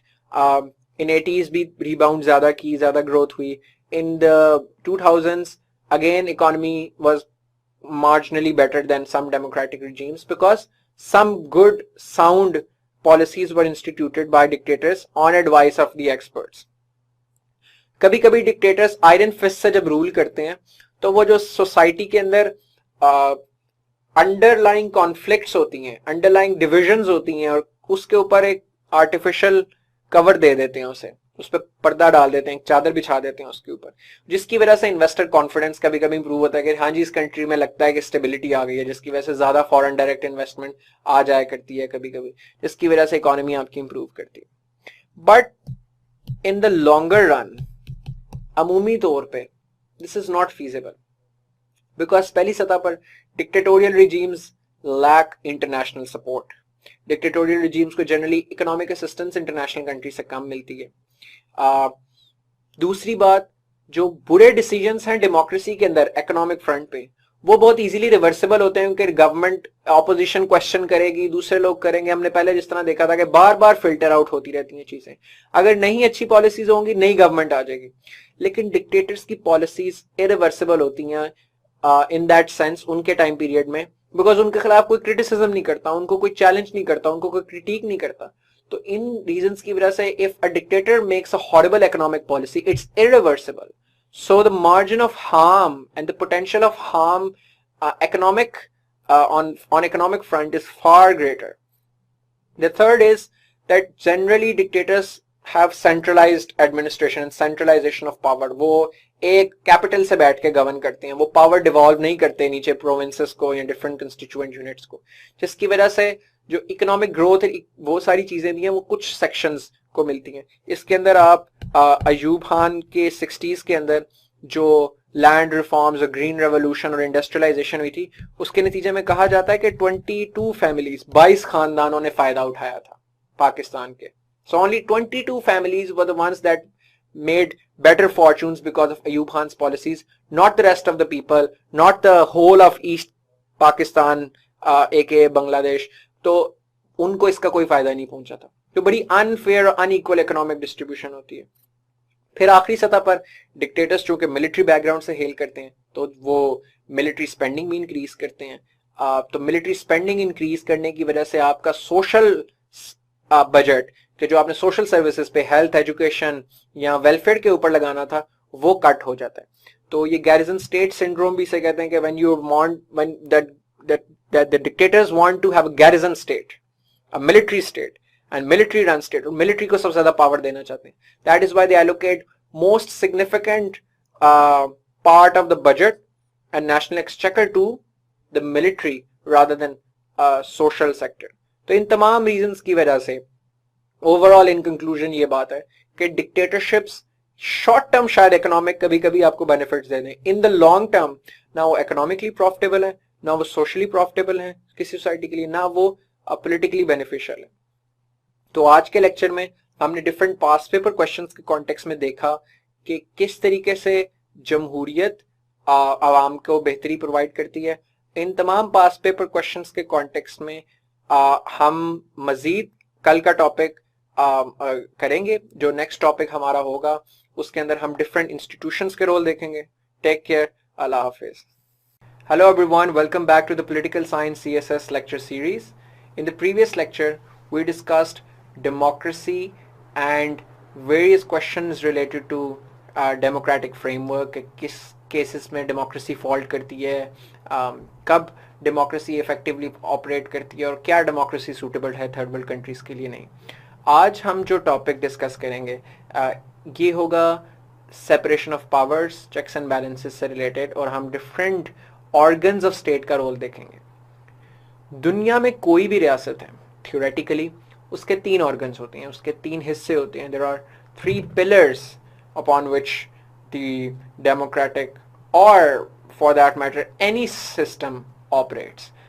वो 3 इंस्टीट्यूशंस, उनमें से एक लेजिस्लेटिव ऑर्गन है जो कि लॉज बनाता है, जो आपकी, अगर हम डेमोक्रेसीज की बात करें तो आपकी पार्लियामेंट है जो कवानीन बनाती है, कानून साजी करती है, जिसे मुकन्ना कहते हैं आप।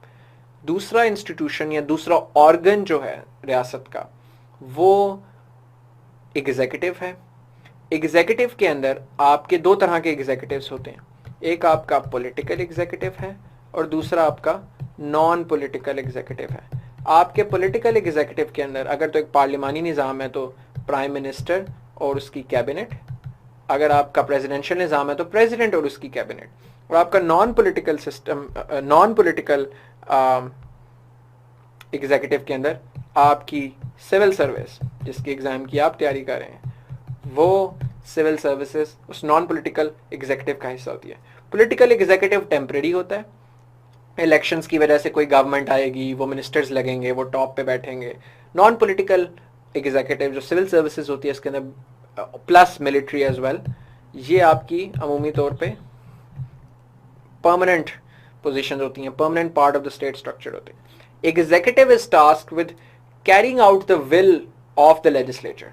वो जो लॉज पार्लियामेंट बनाती है, जो लेजिस्लेचर जो लॉज बनाती है, एग्जीक्यूटिव उन लॉज को एग्जीक्यूट करती है, हैंस द एग्जीक्यूटिव। तो पार्लियामेंट में अगर लॉ पास हुआ है कि लेट्स से इतने बजे के बाद शादियां नहीं हो सकती, 10 बजे इज द कर्फ्यू टाइम, तो अब पार्लियामेंटेरियंस और एमएनएस खुद जाके तो डंडे लेके बंद नहीं करवाते शादियां। वो होता ये है कि आपकी एग्जीक्यूटिव, जैसे आपकी पुलिस है, वो उसको इन्फोर्स करेगी, डिप्टी कमिश्नर्स हैं आपके शहर के, वो उसको इन्फोर्स करेंगे। So executive is tasked with carrying out the will of the legislature, the laws of the legislature executive करती है। Third institution and third organ is the judiciary. Judiciary interprets and evaluates the laws of the legislature and the actions of the executive as well. So legislature makes laws, executive executes laws, and judiciary interprets or evaluates those laws. And judiciary का task होता है as a guardian of constitution. तो अगर वो ये देखे कि laws parliament ऐसी बना रही है जो कॉन्स्टिट्यूशन के फंडामेंटल स्ट्रक्चर के साथ या कॉन्स्टिट्यूशन की एसेंस से वायलेशन में है, उनको वायलेट कर रहे हैं, तो judiciary has the power to strike down that legislation, वो उसको नल एंड वॉइड डिक्लेयर कर सकती है। जनरली दुनिया के मुख्तलिफ कंट्रीज में ये एक ब्रॉड फ्रेमवर्क है दुनिया की। किसी भी कंट्री के अंदर पावर इस तरह 3 ऑर्गन्स के अंदर स्टेट के डिवाइड की जाती है। तो इसीलिए कहा जाता है रियासत के 3 सतून हैं। State has 3 pillars, executive, legislature and judiciary.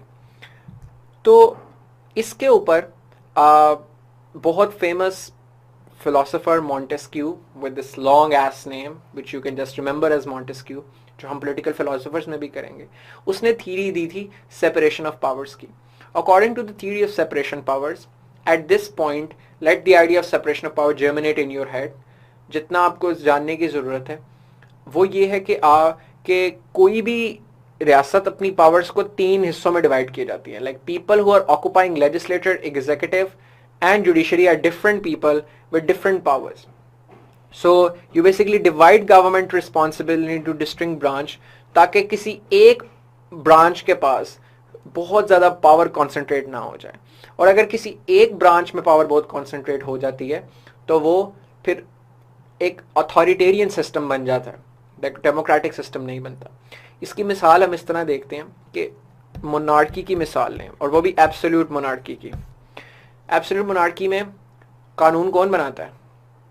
King. तो आपका लेजिस्लेटर कौन हुआ? किंग. उस कानून को इम्प्लीमेंट कौन करवाता है? जो पूरी मिलिट्री है, उस मिलिट्री का हेड कौन है? किंग. तो एग्जीक्यूटिव कौन हुआ? किंग. अदालत में फैसला जो आता है, कौन, कोई भी काजी कौन होता है? फैसला कौन सुनाता है? किसकी मर्जी का फैसला चलता है अगर लोगों के बीच में इख्तलाफ हो गया या कोई भी डिस्प्यूट है? किंग. तो जुडिशरी कौन हुआ? किंग. तो जज, जूरी और एग्जीक्यूशनर एक एब्सोल्यूट मोनार्की में किंग होता है. That is why separation of power is important. इसीलिए मॉन्टेस्क्यू की थ्योरी के मुताबिक when the organs, these 3 organs are not separated, these 3 distinct powers are merged and fused in one body. खास तौर पे अगर आप एग्जीक्यूटिव और जुडिशरी की पावर्स एक ही बंदे में मर्ज कर देंगे तो you will create autocratic systems. जबकि डेमोक्रेटिक सिस्टम्स में आपकी पार्लियामेंट, आपकी ब्यूरोक्रेसी और आपकी जुडिशरी के दरमियान powers, by the way, from bureaucracy here I mean both civilian and military bureaucracy, और इनके दरमियान डिस्टिंक्ट पावर्स डिवाइड कर देते हैं ताकि कोई एक ऑर्गन इतना पावरफुल ना हो जाए, यानी एक इंडिविजुअल या एक ग्रुप ऑफ इंडिविजुअल या एक ऑर्गन बहुत पावरफुल ना हो जाए. इस कॉन्टेक्स्ट में अब आप मॉन्टेस्क्यू की इस कोटेशन को देखें, that there is as yet no liberty of the power of judging be not separated from legislative power and the executive power. तो इसी कॉन्टेक्स्ट में Montesquieu's ingenious idea about dividing powers has came to the fore. The sister concept of separation power is the concept of checks and balances. Checks and balances के concept के मुताबिक while the 3 departments, the 3 branches or the 3 organs are separated from each other, but they are also given powers, and power is divided in such a fashion that each branch can check the abuse of power by another branch. यानी कि powers इस तरीके से divide की जाती हैं कि अगर कोई एक ब्रांच पावर एक्सेस करने की कोशिश करे या ट्रांसग्रेस करने की कोशिश करे, लोगों के राइट्स को ट्रैम्पल करने की कोशिश करे, तो दूसरी ब्रांच के पास इस तरह की पावर हो कि वो इसको रोक सके, इस चीज को. That is why it's also known as the concept as power checks power. तो ये कॉन्सेप्ट आपको हैमिल्टन के आइडियाज में बहुत ज़्यादा मिलेगा. Alexander Hamilton was one of the founding fathers of the United States. उसके जो पेपर्स थे, the Federalist Papers, they are considered one of the most important documents on government, on how to organise government. तो आप you can make a reference to Alexander Hamilton and James Madison as well. I might be confusing because Federalist Papers were jointly written by John Jay, Alexander Hamilton and Madison. तो इसीलिए American system को मैडिसोनियन democracy भी कहा जाता है, और system of checks and balances American system के अंदर बहुत ज़्यादा प्रेवलेंट है. सो ये जो चेक्स एंड बैलेंसेस का निज़ाम है, ये हमें अमेरिकन सिस्टम के अंदर सबसे ज़्यादा प्रेवलेंट होता हुआ नज़र आता है. इसके अंदर हम एक एग्जाम्पल लेके देखते हैं कि अमेरिकन सिस्टम के अंदर legislative branch makes the laws, मगर प्रेसिडेंट जो कि एग्जीक्यूटिव अथॉरिटी है, he has been vested with the authority to veto those laws. तो अगर लेजिस्लेचर का कोई लॉ है जो कि अवाम के इंटरेस्ट में नहीं है, तो प्रेसिडेंट अपने वीटो को एक्सरसाइज करते हुए उस लॉ को वीटो कर सकता है, अनकॉन्स्टिट्यूशनल डिक्लेयर कर सकता, मतलब वो इनवैलिड हो जाएगा वो लॉ. इसी तरह अगर जुडिशरी को ये लगता है, अगर प्रेसिडेंट नहीं करता है, जुडिशरी फाइंड्स के लेजिस्लेटर ने कोई ऐसा लॉ पास किया है जो कि फंडामेंटल कैरेक्टर ऑफ कॉन्स्टिट्यूशन के खिलाफ है और लोगों को नुकसान पहुंचाएगा, तो जुडिशरी अपना power of judicial review use कर सकती है. जुडिशियल रिव्यू की पावर के जरिए आपकी जुडिशरी किसी भी ऐसे लॉ को पार्लियामेंट के, जो कि जुडिशरी समझती है कि कॉन्स्टिट्यूशन के साथ वायलेशन में है उसको नल एंड वॉइड डिक्लेयर कर सकती है, उसको अल्ट्रा वाइड डिक्लेयर कर सकती है। तो ये दो चेक्स हैं। अगर आप ये देखें तो ये पहला वाला चेक वो है जो कि एग्जीक्यूटिव का चेक है लेजिस्लेटर पे, इसी तरह ये वो चेक है जो जुडिशरी का चेक है लेजिस्लेटर पे। इसी तरह American system of checks and balances, जो कि जब हम अमेरिकन पॉलिटिकल सिस्टम पूरा पढ़ेंगे अपने पार्ट 2 के कोर्स के अंदर, पेपर 2 के अंदर, तो हम देखेंगे किस तरह हर एक पे चेक मौजूद है। एग्जीक्यूटिव का चेक लेजिस्लेटर पे, एग्जीक्यूटिव का चेक जुडिशरी पे, judiciary's check on executive and judiciary's check on legislator, legislator's check on judiciary and legislator's check on the other way around as well. So in that context आप ये देखें कि system of checks and balances is an ingeniously and elegantly designed model so that एक कोई भी system, खासतौर पर democratic system, वो भी एक अथॉरिटेरियन सिस्टम ना बने, उसमें पावर्स डिवाइडेड रहें और मैक्सिमम बेनिफिट लोगों को जाए, कॉन्सेंट्रेशन ऑफ पावर्स को अवॉइड किया जाए। हम जो अगला टॉपिक अब करेंगे वो होगा डिफरेंट ब्रांचेस, जो तीनों ऑर्गन्स हैं उनके क्या फंक्शंस हैं। उनके ओवरलैपिंग फंक्शंस भी हैं लेकिन उनके डिस्टिंक्ट फंक्शंस भी हैं। लेजिस्लेटर का जो सबसे फंडामेंटल फंक्शन है वो है कानून साजी, लॉ मेकिंग। आपका legislator is responsible for making laws, legislation करता है आम ऑर्डिनरी लॉज के ऊपर सबसे ज्यादा, जो भी मुल्क के अंदर होना चाहिए, टैक्सेशन के ऊपर, दूसरी चीजों के ऊपर, लीगल जो भी मसले हैं, security policies, all these things, इन सारे डाइवर्स इश्यूज के ऊपर, हेल्थ, एजुकेशन, पब्लिक पॉलिसी से रिलेटेड जितनी चीजें हैं आपकी पार्लियामेंट उनके ऊपर लॉज बनाती है। Second, the function of legislature is to express public opinion. Remember, the parliament is based on the principle of popular sovereignty, which means that they are elected by the people and they are supposed to represent the will of the people. तो इन्होंने लोगों की wishes को represent करना है parliament में आके। The third is the constitution amending function, and this is explicitly the function of parliaments generally. तो कि कॉन्स्टिट्यूशन को अगर आपने चेंज करना है, अमेंड करना है, तो भी पार्लियामेंट ने करना है। अमूमी तौर पे कॉन्स्टिट्यूशन रिजिड होते हैं। रिजिड कॉन्स्टिट्यूशंस का मतलब कि आम लेजिस्लेशन करने के लिए रूल आसान होता है, कॉन्स्टिट्यूशनल अमेंडमेंट करने के लिए मुश्किल होता है। तो इन एग्जांपल्स के कॉन्टेक्स्ट में, जैसे कि यूएस के अंदर आपके पास आम लेजिस्लेशन अगर आपने पार्लियामेंट में करनी है तो दोनों हाउसेस में, हाउस ऑफ रिप्रेजेंटेटिव्स और सेनेट, उसके अंदर आपको सिंपल मेजॉरिटी चाहिए।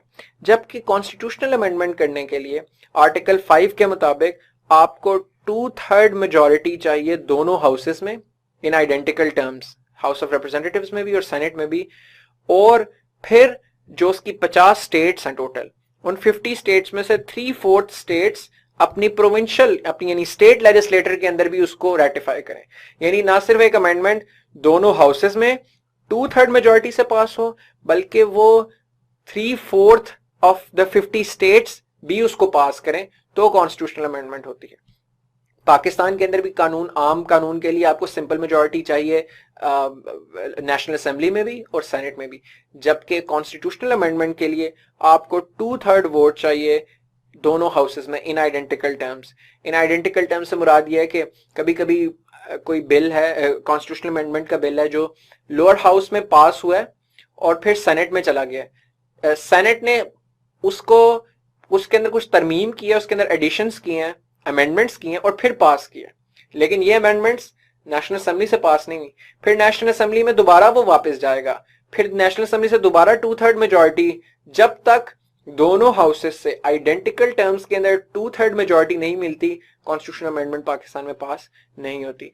विद एन एडिशनल रूल कि अगर कोई ऐसी कॉन्स्टिट्यूशनल अमेंडमेंट है जो कि प्रोविंसेस की टेरिटोरियल बाउंड्रीज को चेंज करती है, जैसे अगर कल को साउथ पंजाब का सूबा बनाना पड़े तो उस सूबे की प्रोविंशियल असेंबली भी उस बिल को पास करे, तो अगर उस साउथ पंजाब सूबा बनाने के लिए अप्रूवल चाहिए होगी तो 2/3 majority in both houses plus provincial assembly की रैटिफिकेशन, तब वो पास होगा। So these are the examples that you can quote in that regard. Fourth is the financial function. आपकी पार्लियामेंट, आपकी जो नेशनल असेंबली, आपकी लेजिस्लेटर प्रिपेयर्स द बजट। आपकी तमाम फंक्शनल डेमोक्रेसीज के अंदर budget is prepared by your legislative organ, तो इस लिहाज से आपका एक फाइनेंशियल कंट्रोल उसके ऊपर होता है। यूएस के अंदर तमाम डिपार्टमेंट्स को जो फंड्स जाते हैं, जो रिसोर्सेज जाते हैं, those are allocated and approved by the parliament, by their Congress. Similarly, foreign aid जितनी जाती है, developmental assistance जाती है, that is also sanctioned by the legislator. तो आप US की इस तरह एग्जाम्पल इसके अंदर कोट कर सकते हैं. They also perform certain executive functions. They perform executive functions in peculiar ways, because अगर एक parliamentary system है, जो कि हम पढ़ेंगे, पार्लियामेंट्री सिस्टम और प्रेसिडेंशियल सिस्टम में फर्क भी यही है कि पार्लियामेंट्री सिस्टम में एग्जीक्यूटिव लेजिस्लेटर का भी हिस्सा होता है, वो उसके अंदर बैठता है, शामिल होता है, क्योंकि प्राइम मिनिस्टर और उसकी कैबिनेट हिस्सा होते हैं आपकी पार्लियामेंट का. तो आपके मिनिस्टर्स जनरली पार्लियामेंट का हिस्सा होते हैं वैसे ही. तो इस तरीके से लेजिस्लेटर का एक एग्जीक्यूटिव फंक्शन भी आ जाता है. सेकंड, फॉरेन अफेयर्स में अमूमी तौर पे कंट्रोल होता है आपकी पार्लियामेंट को.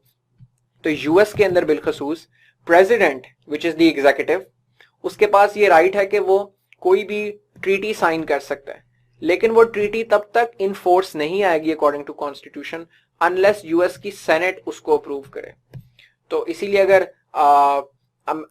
ओबामा ने डील की, ईरान न्यूक्लियर डील, आज ट्रंप ने उसको वापस ले लिया, लेकिन उस डील की अभी तक कोई वैल्यू नहीं थी क्योंकि सेनेट ने उसको अप्रूव नहीं था किया. तो जब तक सेनेट कोई डील अप्रूव नहीं करती वो तब तक फोर्स में नहीं आती. इसी तरह पेरिस क्लाइमेट अकॉर्ड को भी यूएस ने की सेनेट ने रेटिफाई नहीं किया था. अमेरिका ने लीग ऑफ नेशंस का आइडिया वुड्रो विल्सन का था इन 1917 at the end of the world war 1. Woodrow Wilson का आइडिया था लीग ऑफ नेशंस का, और लीग ऑफ नेशंस बन गई, लेकिन अमेरिका लीग ऑफ नेशंस का मेंबर नहीं बना. क्यों? क्योंकि अमेरिका की सेनेट ने अप्रूव नहीं था किया, despite that it was America's president's idea. तो इस तरीके से लेजिस्लेटर, ये एक एग्जीक्यूटिव फंक्शन है फॉरेन अफेयर्स का कंट्रोल, इस तरह परफॉर्म करता है. फिर अप्रूवल ऑफ अपॉइंटमेंट्स, इसी तरह बहुत सारी अपॉइंटमेंट्स भी पार्लियामेंट की मर्जी से होती हैं. यूएस के अंदर ही यूएस नॉमिनेट करता है, प्रेसिडेंट नॉमिनेट करता है यूएस के अंदर फेडरल जजेस, सुप्रीम कोर्ट की कोई पोजीशन वेकेंट हो, हाई मिलिट्री रैंकिंग ऑफिशियल्स, इसी तरीके से सुपीरियर सर्विसेज के लिए ब्यूरोक्रेसी के टॉप लोगों को प्रेसिडेंट नॉमिनेट करता है, but they are approved by US senate. तो सेनेट उनको भी अप्रूव करती है. तो इस तरीके से आपकी पार्लियामेंट के पास आपकी legislative organ in distinct executive functions को परफॉर्म करने में भी इफेक्टिव रोल प्ले करती है. The last is the judicial functions. There are certain judicial functions as well that legislator performs. It is not like the judicial function that judiciary performs, कि ये आम लोगों के केसेस नहीं सुनती है, इस तरीके से नहीं है. So it doesn't violate separation of powers. They are unique judicial functions. तो first is appointment to the judiciary. जिस तरह मैंने आपको अभी बताया कि यूएस के अंदर फेडरल जजेस जो हैं, जहां सुप्रीम कोर्ट के जजेस जो हैं, वो प्रेसिडेंट नॉमिनेट करता है, लेकिन उसको अप्रूव यूएस सेनेट करती है. तो इस तरीके से आपके सामने एक ये भी जुडिशियल पेट्रनेज एक्सरसाइज करती है यूएस सेनेट, जो कि लेजिस्लेटर का हिस्सा है. इसी तरह यूएस के अंदर खास तौर पे इम्पीच अगर प्रेसिडेंट को करना है या किसी हाई रैंकिंग ऑफिसर को करना है, तो वो भी यूएस हाउस में पहले मूव होता है और सेनेट उसको अप्रूव करती है. Again legislator sits as the house of impeachment. Executive की अकाउंटेबिलिटी भी एक किस्म की करते हैं. जैसे आपका प्राइम मिनिस्टर या मिनिस्टर्स पार्लियामेंट्री सिस्टम्स के अंदर जो कि लेजिस्लेटर का हिस्सा होते हैं, हमारे मुल्क में जैसे आप देखें हर मिनिस्टर जो है वो एक एमएनए है, तो वो सारे लोग आंसरेबल होते हैं पार्लियामेंट को, और वो सेनेट की और नेशनल असेंबली की डिफरेंट स्टैंडिंग कमेटीज हैं. Standing committee on defence, standing committee on water and sanitation, standing committee on consensus, जिसके ऊपर वो सारी की सारी अपनी उन्होंने अपनी आके पॉलिसी ब्रीफिंग्स देनी होती है, उनको वो थियोरेटिकली आंसरेबल होते हैं. तो ये तमाम फंक्शंस हैं जो कि एक मुकन्ना यानी लेजिस्लेटिव ऑर्गन परफॉर्म करता है किसी भी फंक्शनल डेमोक्रेसी के अंदर, ranging from lawmaking, which is its primary function, all the way to some unique executive and judicial functions, which does not violate the theory of separation of powers, because वो बहुत different powers हैं compared to what executive and judiciary has. तो next lecture में हम executive और judiciary की powers को discuss करेंगे. See you in the next lecture. Till then, take care. Allah Hafiz. Welcome back everyone to the Political Science lecture series. In the previous lecture, we discussed the theory of separation of powers, the checks and balances, and the functions and responsibilities of legislator. आज उसी को आगे बढ़ाते हुए हम discuss करेंगे executive के क्या फंक्शंस और रोल्स और रिस्पॉन्सिबिलिटीज हैं और उसके पास कौन सी पावर्स हैं जो एग्जीक्यूटिव को मिलती हैं और एग्जीक्यूटिव के प्राइमरी डोमेन में आती हैं. सो एज वी डिस्कस्ड कि लेजिस्लेटर का काम है लॉ मेकिंग और एग्जीक्यूटिव का काम है इन्फोर्समेंट और इम्प्लीमेंटेशन. तो इस कॉन्टेक्स्ट में आपकी जो एग्जीक्यूटिव है वो इम्प्लीमेंटेशन करती है लॉज की जो कि लेजिस्लेटर पास करता है. तो implementation of laws is the principal function of your executive in that record. The second is the appointment making function. जैसे हमने लेजिस्लेटर में देखा था इसी तरह हमें पता है कि किस तरीके से एग्जीक्यूटिव प्रेसिडेंट जो है, again you can quote US की एग्जांपल जिसके अंदर US president appoints members of federal judiciary, president appoints members of senior superior services. इन सारी चीजों के अंदर कोऑर्डिनेटेड पावर एंजॉय करती है यूएस के अंदर executive with legislator in terms of appointment. तो ये एग्जीक्यूटिव का फंक्शन है in terms of making appointments. The control over foreign affairs. Last time हमने जैसे डिस्कस किया था कि आपके यूएस प्रेसिडेंट के पास ट्रीटी मेकिंग पावर्स होती हैं. तो ट्रीटी मेकिंग पावर्स के कॉन्टेक्स्ट में वो नेगोशिएशंस करता है कंट्रीज के साथ, डील्स करता है डिफरेंट कंट्रीज के साथ. तो in this context you can coat the example of Obama making for the climate change agreement, Paris Climate Accord, going for Paris Climate Accord, going for Iran nuclear deal, and Trump reversing these policies. You can quote Obama or opening up relations with Cuba as an example in this particular subheading. The fourth is declaration and termination of war. It's also a very peculiar case. Declaration of war की powers US के context में अगर हम देखें तो आपके पास president के पास ये अथॉरिटी होती है कि वो वॉर डिक्लेयर करे, लेकिन उस वॉर को अप्रूव अगेन सेनेट करती है. तो अगर एक डिक्लेरेशन ऑफ वॉर है उसको अप्रूवल रेटिफिकेशन सेनेट से चाहिए. तो दैट्स द फर्स्ट थिंग. तो लेकिन एग्जीक्यूटिव के पास नॉनदलेस फर्स्ट पावर है to declare it. Second thing is कि टर्मिनेशन ऑफ वॉर की पावर्स एक्सक्लूसिवली एग्जीक्यूटिव के पास है यूएस में. So once the war has started the president can at any time terminate the war. तो अगर इसको तब उसको सेनेट की अप्रूवल नहीं चाहिए in ending the war. The fifth is the system of delegated legislation. And that's very interesting because आपके सामने जो आपका लेजिस्लेटर है वो जनरली लॉ मेकिंग करता है, मगर एक मॉडर्न दुनिया के अंदर जहां पॉलिसी मेकिंग इतनी एक्सपर्ट ओरिएंटेड हो गई है,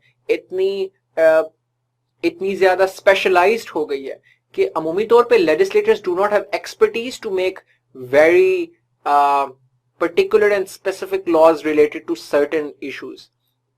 आपके जो पॉलिटिकल रिप्रेजेंटेटिव्स होते हैं उन्होंने हर एक ने पब्लिक पॉलिसी में पीएचडी नहीं किया होता. जरूरी नहीं है कि आपका जो मिनिस्टर है वो खुद डॉक्टर हो, हेल्थ मिनिस्टर. जरूरी नहीं है कि आपका पब्लिक पॉलिसी में आपके तमाम मिनिस्टर्स बहुत वेल वर्स्ड हों. तो इस सिचुएशन में होता ही है कि दो चीजें होती हैं. अमूमी तौर पे जो बिल होता है वो बन के ही एग्जीक्यूटिव से आता है. मैं नॉन पॉलिटिकल एग्जीक्यूटिव की बात कर रहा हूँ, लाइक ब्यूरोक्रेसी, जो आपके टॉप लेवल पे सेक्रेटरीज हैं या पॉलिसी मेकर्स हैं, वो डिफरेंट पॉलिसीज के बिल्स ड्राफ्ट करते हैं, अपनी मिनिस्ट्रीज को देते हैं, वो मिनिस्टर्स पे पार्लियामेंट में उसको पास कराते हैं.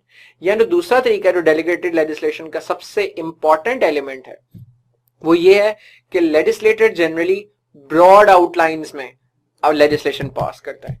ब्रॉड आउटलाइंस का से मुराद फिर ये है कि उसमें ऐसी चीजें मौजूद होती हैं कि एग्जीक्यूटिव उसे इन्फोर्स करते हुए अपनी मर्जी से गैप्स फिल कर सकता है. सो फॉर इंस्टेंस अगर लेजिस्लेटर ने पास किया एक बिल के आपसे हमें बचत करनी चाहिए और हमें हेल्थ केयर डिपार्टमेंट के अंदर 10% हम बचत करेंगे, will save 10% in health department. तो ये बिल पास होगा पार्लियामेंट से, लेकिन वो बचत कहां से करनी है, किधर से कट शॉर्ट करना है, क्या टेक्निकल डिपार्टमेंट से करना है, क्या दवाइयां जहां पर प्रोविजन की जाती है मेडिसिन की प्रोविजन उधर से कट करना है, कहां से करना है, वो एग्जीक्यूटिव डिसीजंस लेगी. वो डिपार्टमेंट के मिनिस्टर्स और नीचे उनकी जो फेडरल ब्यूरोक्रेसी है वो डिसीजंस लेगी और वो उन गैप्स को फिल करेगी. तो that is the system of delegated legislation. The sixth is the financial function. आपके बजट को आपका फाइनेंस मिनिस्टर अमूमी तौर पे पेश करता है. हाउस के अंदर, उसको ड्राफ्ट भी करता है और आंसरेबल होता है उसको एग्जीक्यूट कराने के लिए. Finance minister is part of the executive and he has lot of control and sway over financial matters of the country. Seventh is the judicial functions.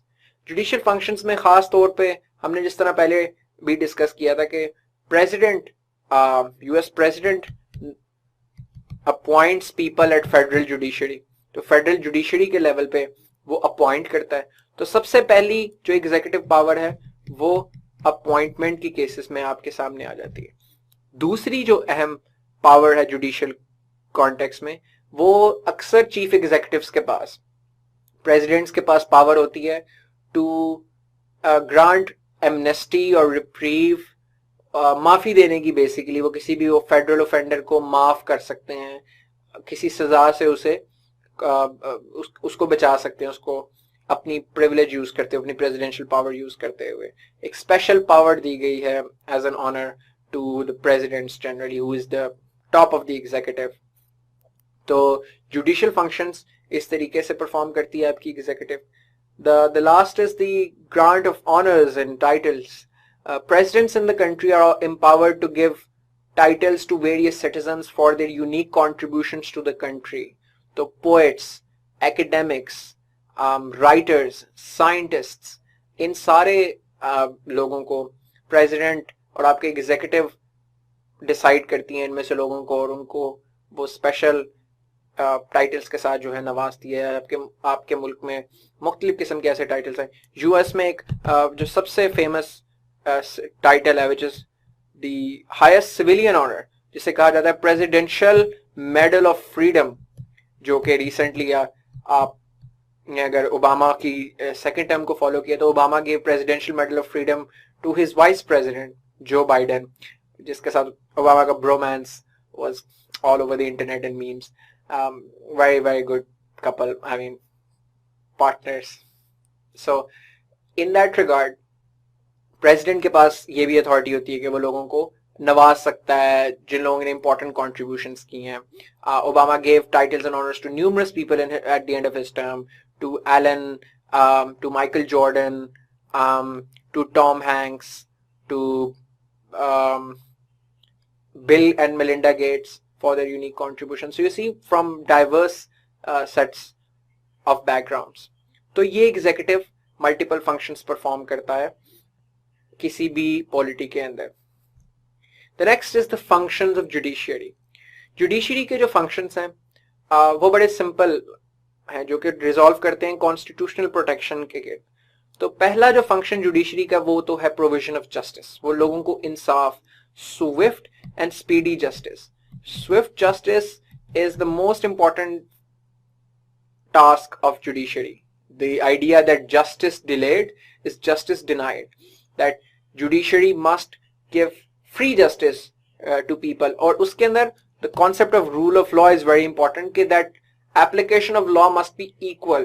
Judiciary का काम है कि वो apply करे law को equally तमाम segments of society पे, और किसी को special privilege ना दे दूसरे ग्रुप के ऊपर, बल्कि लॉ के अकॉर्डिंग्स ऑब्जेक्टिवली, इम्पार्शली और फेयर तरीके से तमाम फैसले दे. Second is the application of laws.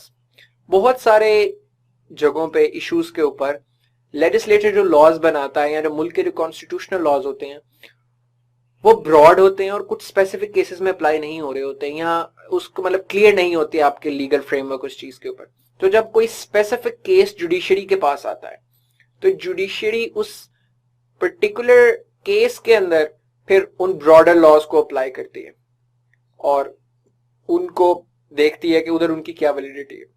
Third is the role in law making. Judiciary indirectly law making में भी कंट्रीब्यूट करती है. मैंने आपको जैसे बताया कि अक्सर ब्रॉडर लॉज जो एक्सप्लिसिटली किसी एक खास स्पेसिफिक इंस्टेंस से रिलेट ना कर रहे हो और वो स्पेसिफिक इंस्टेंस कोर्ट में आ जाए डिस्प्यूट, तो फिर जुडिशरी डिसाइड करती है उसको किस तरीके से उसकी एप्लीकेशन करनी है, किस तरीके से उसकी इंटरप्रिटेशन करनी है. ये इंटरप्रिटेशन खुद लीगल सिस्टम का हिस्सा बन जाती है, because the system of precedents is generally followed in the courts. According to this precedent अगर सुप्रीम कोर्ट ने कोई एक फैसला दिया है तो ये फैसला हाई कोर्ट मानेगी और ये फैसला नीचे से लोअर कोर्ट्स मानेंगी. This is the system of precedents, यानी मिसाल कायम करना जो मतलब होता है प्रेसिडेंट का. तो इन दैट रिगार्ड, तो फिर जब जुडिशरी कोई एक खास कॉन्टेक्स्ट में फैसला दे एक स्पेसिफिक इशू पे जिसके ऊपर ऑलरेडी लीगल क्लैरिटी मौजूद नहीं है, तो जुडिशरी का वो फैसला सबसे इंपॉर्टेंट बन जाता है.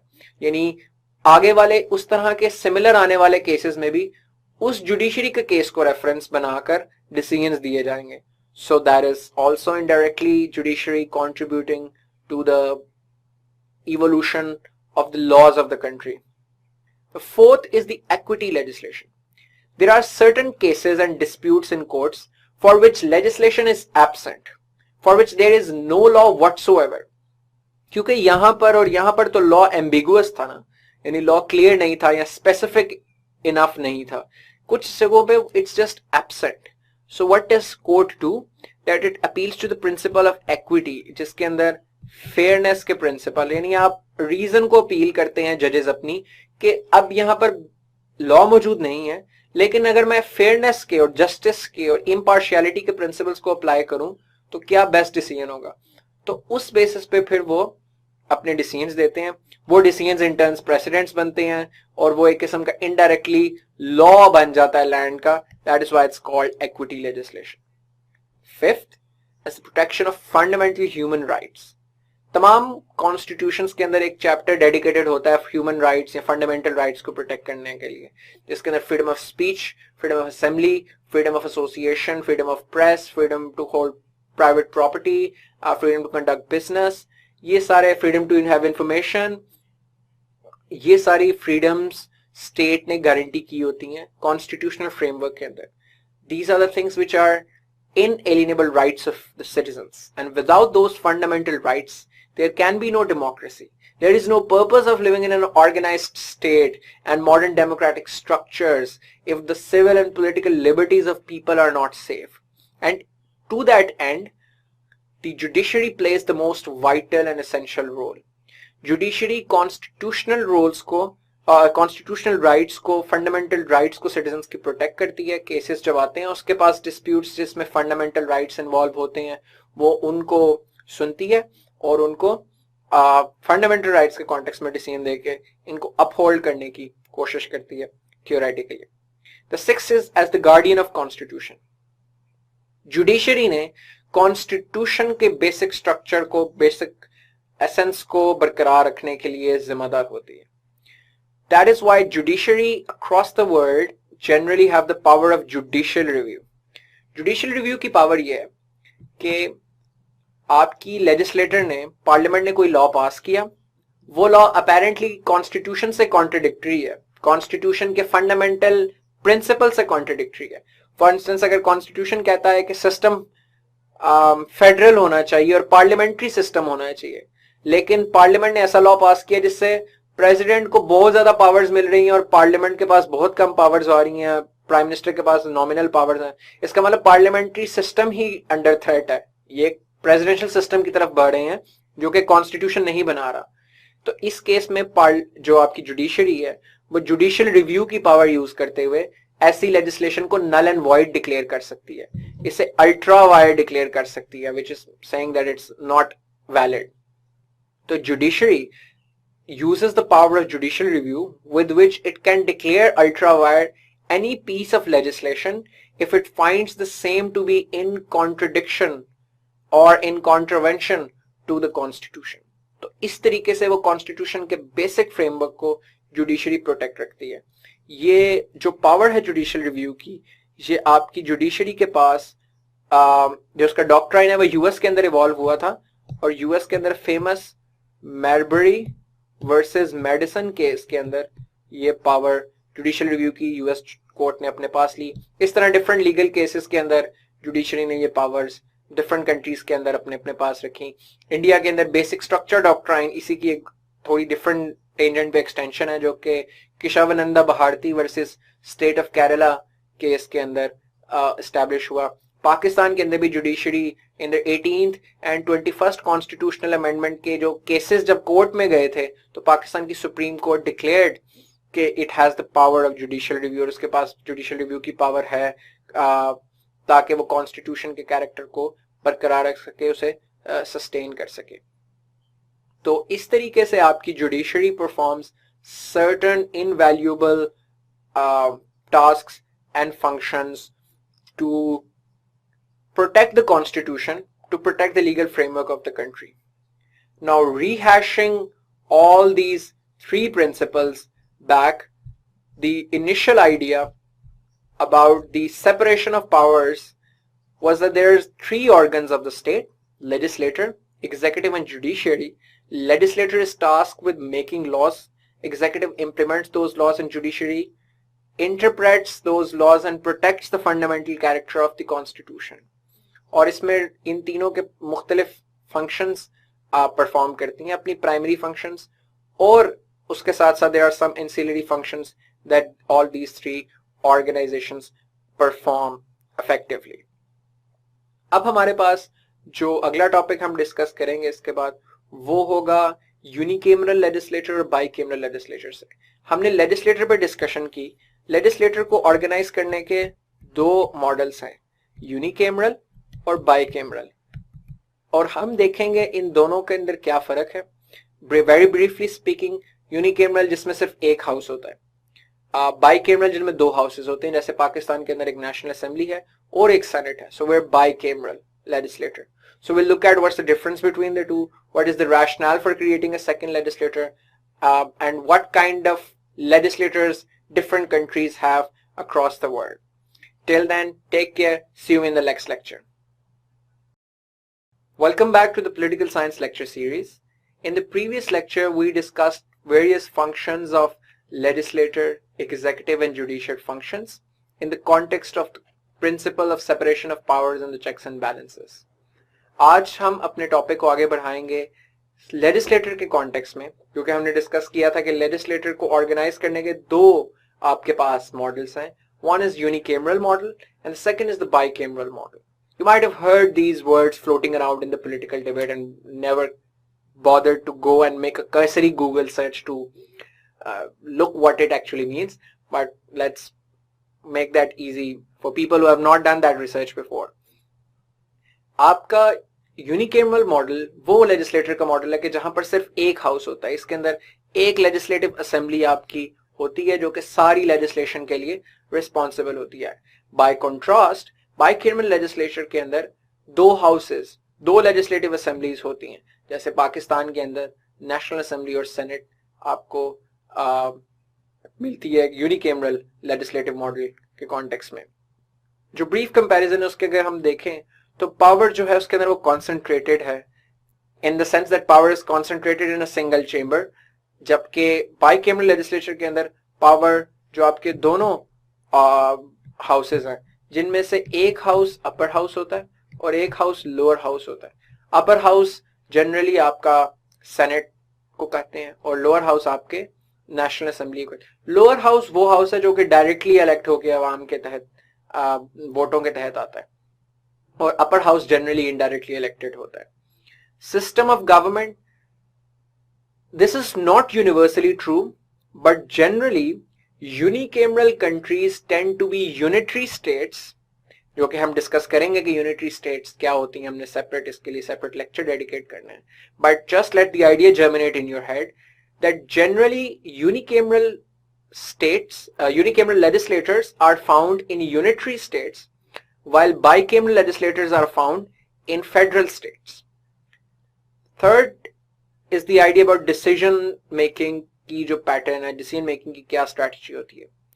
Decision making is rather quick in the unicameral system because you just have to pass it through one house, and the decision making is generally larger because the second chamber or the upper house interposes delays in the formation of constitution, because फिर एक नया chamber आ जाता है, उनके अपने concerns हैं, उनकी अपनी चीजें हैं, उनकी अपनी डिबेट है, वो सारी होगी तो लेजिस्लेशन पूरी होगी.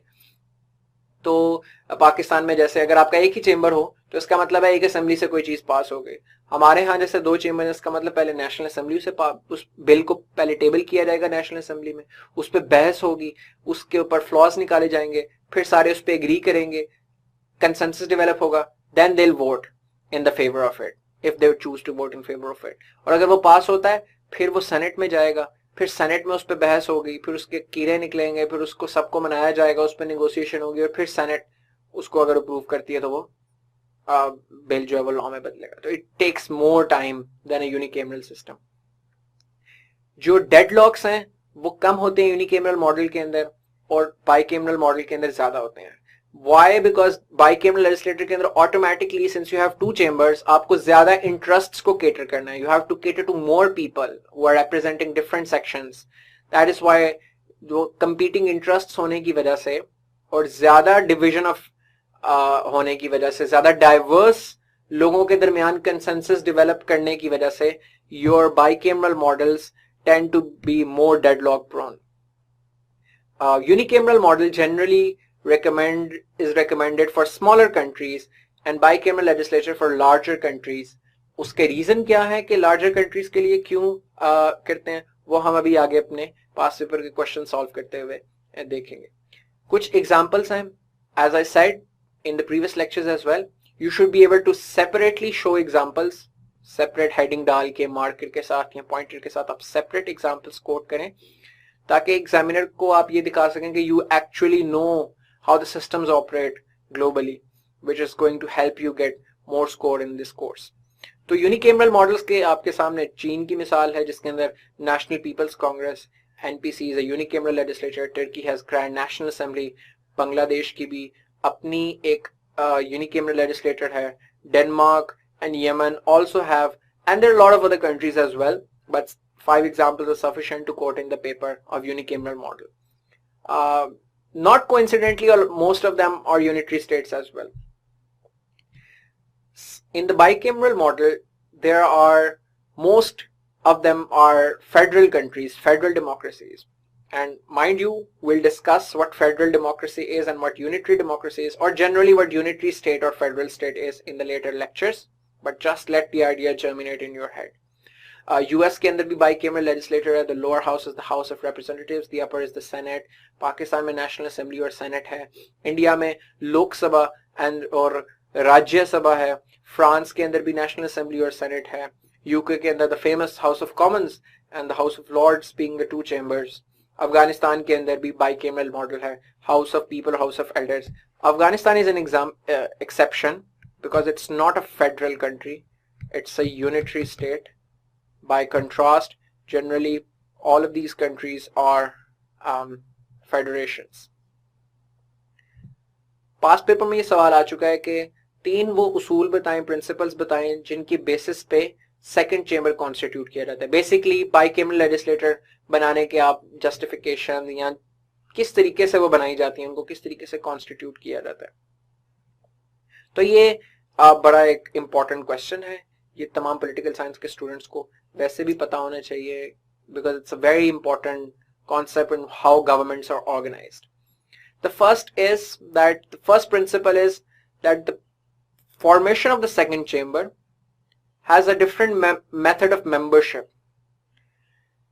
lower house जो आपका होता है नेशनल असेंबली जैसे पाकिस्तान में, लोअर हाउस को कहते हैं पीपल्स चेंबर, अवाम का ये ऐवान। अवामी ऐवान इसलिए बिकॉज लोग डायरेक्टली इलेक्ट करते हैं। आप अपने नेशनल असेंबली के लोगों को डायरेक्ट इलेक्ट करते हैं, आप एमएनएज इलेक्ट करते हैं उन्हें, आपने वोट दिया है उन्हें।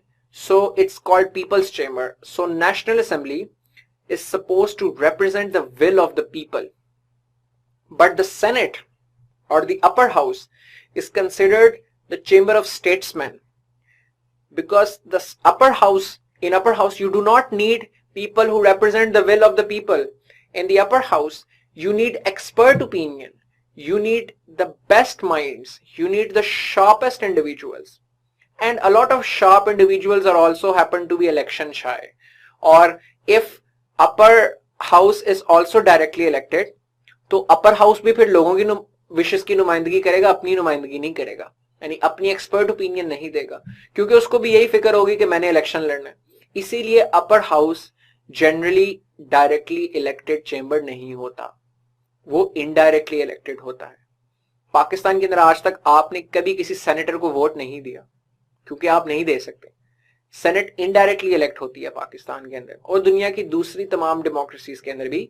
Mind you, US as an example, US के दोनों हाउसेस डायरेक्टली इलेक्टेड हैं, तो यूएस को आप एज एन एक्सेप्शन कोट भी कर सकते हैं। बट जनरली दुनिया के अंदर बाकी तमाम बाइकैमरल लेजिस्लेटर्स के अंदर the upper house is either appointed और इनडायरेक्टली इलेक्टेड। उसका रीजन क्या है? उसका रीजन ये दोनों चीजें करने का, अपॉइंटेड आपको यूके में मिलेगा, इनडायरेक्टली इलेक्टेड आपको पाकिस्तान में मिलेगा। उसकी वजह ये है because you want more statesman in the upper chamber. अगर वो भी इलेक्शंस के जरिए आने शुरू हो जाएंगे तो senators will also have an election incentive to not give their best judgements, to not bring the best policy to the house but the wishes of the people, because उन्होंने अवाम को जाके मुंह दिखाना है और 4 साल बाद 5 साल बाद वोट मांगने जाना है। इसीलिए ताकि बेस्ट पॉलिसी आए आपके पास, और बेसिकली ये चीज टिरेनी ऑफ मेजॉरिटी से बचाती है डेमोक्रेसी को। बिकॉज अगर आपकी मेजॉरिटी चाहती है कि कोई ऐसी चीज हो जो कि इफेक्टिवली गलत है, फॉर इंस्टेंस माइनॉरिटीज की परसिक्यूशन और एनीथिंग, तो थियोरेटिकली नेशनल असेंबली ने तो अवाम की मेजॉरिटी की विल को रिप्रेजेंट करना है, तो it can lead to the tyranny of majority. To check that, to have a balance on that, एक सेनेट रखी जाती है जो कि अवाम को आंसरेबल डायरेक्टली नहीं है क्योंकि वो उसके वोट से नहीं आई, इसलिए वो लोग बेहतर पॉलिसी मेकिंग। फिर चूंकि सेनेट की आपको अप्रूवल भी चाहिए होती किसी भी लेजिस्लेशन के लिए, तो ऐसी कोई लेजिस्लेशन नहीं आएगी जो अनफेयर हो। पाकिस्तान में indirect elections, proportional representation with the political parties list of candidates, ये पूरा नाम हमारा सिस्टम है जो हम फॉलो करते हैं सेनेटर्स के इलेक्शन के लिए। इसके तहत हर प्रोविंशियल असेंबली जो आपने इलेक्ट की है खुद, वो प्रोविंशियल असेंबली आगे से हर वो सेनेटर्स को नॉमिनेट करती है अपने रीजन के। तो पंजाब के सेनेटर्स को पंजाब की प्रोविंशियल असेंबली वोट करेगी, सिंधी सेनेटर्स को सिंध की प्रोविंशियल असेंबली वोट करेगी सेनेट के अंदर। The second is important principle is the equal representation of the constituent units. Constituent units के बहुत सारे मुख्तलिफ नाम हो सकते हैं। आप इन्हें प्रोविंसेस कह सकते हैं, आप इन्हें स्टेट्स कह सकते हैं, आप इन्हें कैंटन्स कह सकते हैं जैसे स्विट्जरलैंड में होता है। ये वो इकाइयां होती है जो मिलकर कोई रियासत बनाते हैं। तो पाकिस्तान के जैसे 4 सूबे हैं, इसी तरह यूएस की 50 स्टेट्स हैं, इसी तरह इंडिया की अपनी रियासतें हैं और अपने यूनिट्स हैं। इनको ब्रॉडली कंस्टिट्यूएंट यूनिट्स कहा जाता है। तो which ever name you call them, provinces, states, cantons, or generally constituent units, the principle of equal representation of senators is very important. हर खित्ते के senators बराबर होते हैं irrespective of their population or size. National assembly में आपकी population की basis पे membership होती है। Punjab has the highest members in National Assembly because it has the highest population and Balochistan has the lowest because it has the lowest population. Senate में इस तरह नहीं होता। Senate में by contrast तमाम यूनिट्स की इक्वल मेंबरशिप है Senate के अंदर। Same goes with the US. US के अंदर हाउस ऑफ रिप्रेजेंटेटिव्स के अंदर कैलिफोर्निया, न्यूयॉर्क, टेक्सास जो बड़ी स्टेट्स हैं इनके बहुत ज्यादा रिप्रेजेंटेटिव्स हैं। लेकिन अपर हाउस में हर स्टेट के 2-2 सेनेटर्स हैं। तो यूएस सेनेट के अंदर 50 स्टेट्स हैं, उन 50 में देयर आर 2 सेनेटर्स ईच। सो इस कॉन्टेक्स्ट में देखें तो आप ऐसा क्यों करते हैं कि अपर हाउस को बराबर रिप्रेजेंटेशन देते हैं तमाम कंस्टिट्यूएंट यूनिट्स की? उसकी सबसे बड़ी वजह यह है कि आपकी senate is not just a chamber of statesman, it is also representative of the constituent units.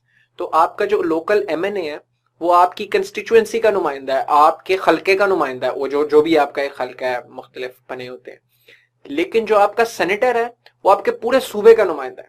Punjab के तमाम सेनेटर्स पूरे पंजाब के सूबे की नुमाइंदगी करें। तो ये सिस्टम इसलिए इंट्रोड्यूस कराया जाता है ताकि कहीं ऐसा ना हो कि अगर सिर्फ नेशनल असेंबली होगी तो बड़े सूबे अपनी मर्जी के काम कराते रहेंगे। अगर सिर्फ नेशनल असेंबली होगी तो चूंकि ज्यादातर नेशनल असेंबली में या लोअर हाउस के अंदर लोग मेजॉरिटी पॉपुलेशन वाले एरिया से हैं, तो वो तमाम तर लेजिस्लेशन ऐसी करवाएंगे जो उनके सूबे को या उनके कंस्टिट्यूएंट यूनिट को, स्टेट को फायदा देगी। सेनेट के होने से और सेनेट की इक्वल रिप्रेजेंटेशन होने से अब ये है कि कोई भी बड़ा सूबा अपनी मर्जी से सारे काम नहीं करवा सकता, क्योंकि अपर हाउस में तो बलूचिस्तान वालों की भी, सिंध वालों की भी, केपी और पंजाब सबकी बराबर की सीटें हैं। जब सबकी बराबर की सीटें हैं तो इससे होता क्या है, इससे फिर होता ही है कि आपकी जो ओवरऑल फिर निगोशिएट करना पड़ता है, फिर ऐसी लेजिस्लेशन करनी पड़ती है जो किसी को भी यूनिलैटरली और डिस्प्रोपोर्शनेटली नुकसान एक को ना पहुंचाए और दूसरे को डिस्प्रोपोर्शनेटली फायदा ना पहुंचाए। तो एक इक्विटेबल डेवलपमेंट के लिए आपके कंस्टिट्यूएंट यूनिट्स में, that is why it is suitable for the larger countries, जो कि हमने पहले अपने शुरू में डिस्कस किया था कि लार्ज कंट्रीज के लिए बाइकैमरल लेजिस्लेटर सूटेड है। The reason is that because equal representation of constituent units in the larger countries is important, ताकि जो डिफरेंट कंपीटिंग इंटरेस्ट्स हैं, डिफरेंट स्टेट्स हैं जो कि अक्सर डिफरेंट एथनिसिटीज को भी ऑक्यूपाई करती हैं, डिफरेंट टाइप्स ऑफ लोग होते हैं उसके, तो ऐसा ना हो कि जो सबसे पावरफुल, जो सबसे पॉपुलेटेड, हाईली पॉपुलेटेड सूबा है, सब कुछ वो अपनी मर्जी से नेशनल असेंबली में अपने नंबर ज्यादा होने की वजह से पास करवा ले। इसीलिए सेनेट को इस तरीके से ऑर्गेनाइज किया जाता है कि एक तो इनडायरेक्टली इलेक्टेड और उसकी इक्वल रिप्रेजेंटेशन रखी जाती है, ताकि वो ऑफसेट कर सके जो अनफेयर या आप कह लें कि एक एडेड एडवांटेज होता है बड़े सूबों के पास। This becomes an effective tool in making a holistic policy making that is beneficial for all constituent units. The third principle around which the second chamber is constituted is generally you give longer tenures to senators. US के अंदर हर 4 साल के बाद presidential elections होते हैं, lower house की भी मुद्दत इतनी है, लेकिन जो सेनेट की मुद्दत जो है वो 6 years है, पाकिस्तान में भी 6 years है। उसकी वजह यह है कि आप ज्यादा टाइम देते हैं उन्हें ताकि वो ज्यादा बेहतर तरीके से पॉलिसी मेकिंग कर सकें, क्योंकि आप एक डिसेंट स्पैन ऑफ टाइम देते हो उन्हें to make policies, to evaluate those policies, और उस चीज को करने के लिए you give them, generally give them longer tenure. वैसे तो इस सवाल में सिर्फ 3 प्रिंसिपल्स पूछे गए हैं, मगर जनरली अगर खाली प्रिंसिपल्स आ जाता है तो आप इस सेपरेट 4th प्रिंसिपल भी ऐड कर सकते हैं, otherwise this is related to this concept, so you can amalgamate the two and use this as subheading अगर वो सिर्फ 3 प्रिंसिपल्स पे सवाल पूछता है। तो अपर हाउस के अंदर आप एक ही वक्त में कभी भी सिलेक्शन या अपॉइंटमेंट या इनडायरेक्ट इलेक्शन नहीं करवाते, आप एक पोर्शन में करवाते हो हमेशा। सो यूएस के अंदर 6 साल के लिए एक सेनेटर मुंतखब होता है, लेकिन उस सेनेट में भी 1/3 of the senate is up for elections after every 2 years. हर 2 साल के बाद 1/3 of the Senate change होती है यूएस के अंदर, ठीक है। तो लेकिन वो जो एक बार एक सेनेटर वहां पर इलेक्ट हो गया उसने 6 साल ही रहना है, लेकिन वो उसको डिजाइन इस तरीके से किया गया टाइमलाइन को, इलेक्शंस के स्केड्यूल को, कि हर 2 साल के बाद 1/3 ऑफ द सेनेट की 6 साल की मियाद पूरी हो जाती है, फिर उनका इलेक्शन होता है, इस तरीके से वो फिर 6 साल रहते हैं। तो ये तरीका चलता है। पाकिस्तान के अंदर भी ये सिस्टम चलता है, लेकिन हमारे यहाँ 1/2 of the senate is up for elections after every 3 years। हम हर 3 साल के बाद पाकिस्तान के अंदर सेनेट के इलेक्शंस होते हैं और आधी सेनेट के इलेक्शंस होते हैं। उसकी वजह ये है कि सेनेट के अंदर भी कॉन्स्टेंटली चेंजिंग आती रहे, सेनेट के अंदर भी कॉन्स्टेंटली फ्रेश ओपिनियन आता रहे, ये भी उस लार्जर चेक्स एंड बैलेंसेस के सिस्टम के लिए कॉन्टेक्स्ट में है। आपने नोट किया होगा कि हम जिस तरह पढ़ते जा रहे हैं आगे नई नई मॉडर्न थीरीज और कॉन्सेप्ट्स, तो कॉन्सेप्ट डेवोल्यूशन ऑफ पावर और डिविजन ऑफ पावर और पावर कॉन्सेंट्रेशन के खिलाफ होता जा रहा है पॉलिटिकल थीरी में। तो इंसान ने यही सीखा था अपने हिस्टोरिकल एक्सपीरियंस से कि पावर को जितना डिसॉल्व किया जाए उतना बेहतर है, क्योंकि पावर जितनी कॉन्सेंट्रेट होगी वो उतनी ही अब्यूज होगी और वो लोगों के राइट्स और लिबर्टीज को ऑप्रेस करेगी। That is why we had separation of power of the 3 branches, executive, legislative and judiciary. Within legislature you have unicameral legislature, and in a bicameral legislature you have lower house and upper house to keep a check on within legislature as well. And within your upper house and upper legislature you have this system of these periodic interval of appointment and elections, so that आपकी senate के अंदर भी constantly वो checks and balances आते रहे, नया opinion आता रहे, नई चीज आती रहे और कोई एक जो है वो ग्रुप डोमिनेंट ना हो जाए। तो इस कॉन्टेक्स्ट में फेडरल डेमोक्रेसीज के अंदर bicameral legislature is very important generally. आपको मैं एक और पॉइंट ऑफ एंट्री इसके अंदर बताता चलूं कि जिस तरह मैंने आपको बताया था इस केस के अंदर यूएस एक्सेप्शन है इस कॉन्टेक्स्ट में, तो बिल्कुल उसी तरह इस पॉइंट के अंदर इक्वल रिप्रेजेंटेशन वाले के अंदर इंडिया एक्सेप्शन है। इंडिया के अंदर अपर हाउस के अंदर जो कि राज्यसभा है उसमें इक्वल रिप्रेजेंटेशन नहीं है सेनेटर्स की from different constituent units. So it's good to mention the exceptions as well, because then you give examiner the idea or impression कि आपको बहुत अच्छी कमांड है उस सब्जेक्ट पे, you know the general trend as well and you also happen to know the exceptions to the larger trend as well, because some people just know the examples which are relevant to the claim, but identifying exception is what people who have authority on the subject do, and if you can prove to the examiner that you have authority over the subject, you are definitely going to get more marks. हम अपने next lecture series में इन्हीं forms of government को, उनको different organizational structures को continue करेंगे, हम federal unitary systems को देखेंगे, और तब तक I hope you guys prepare the previous lectures, because we will be building on all the things that we have so far learned in the forms of government and the political institutions के context में हमने जितनी discussion की है. Till then, take care. See you in the next lecture. Allah Hafiz.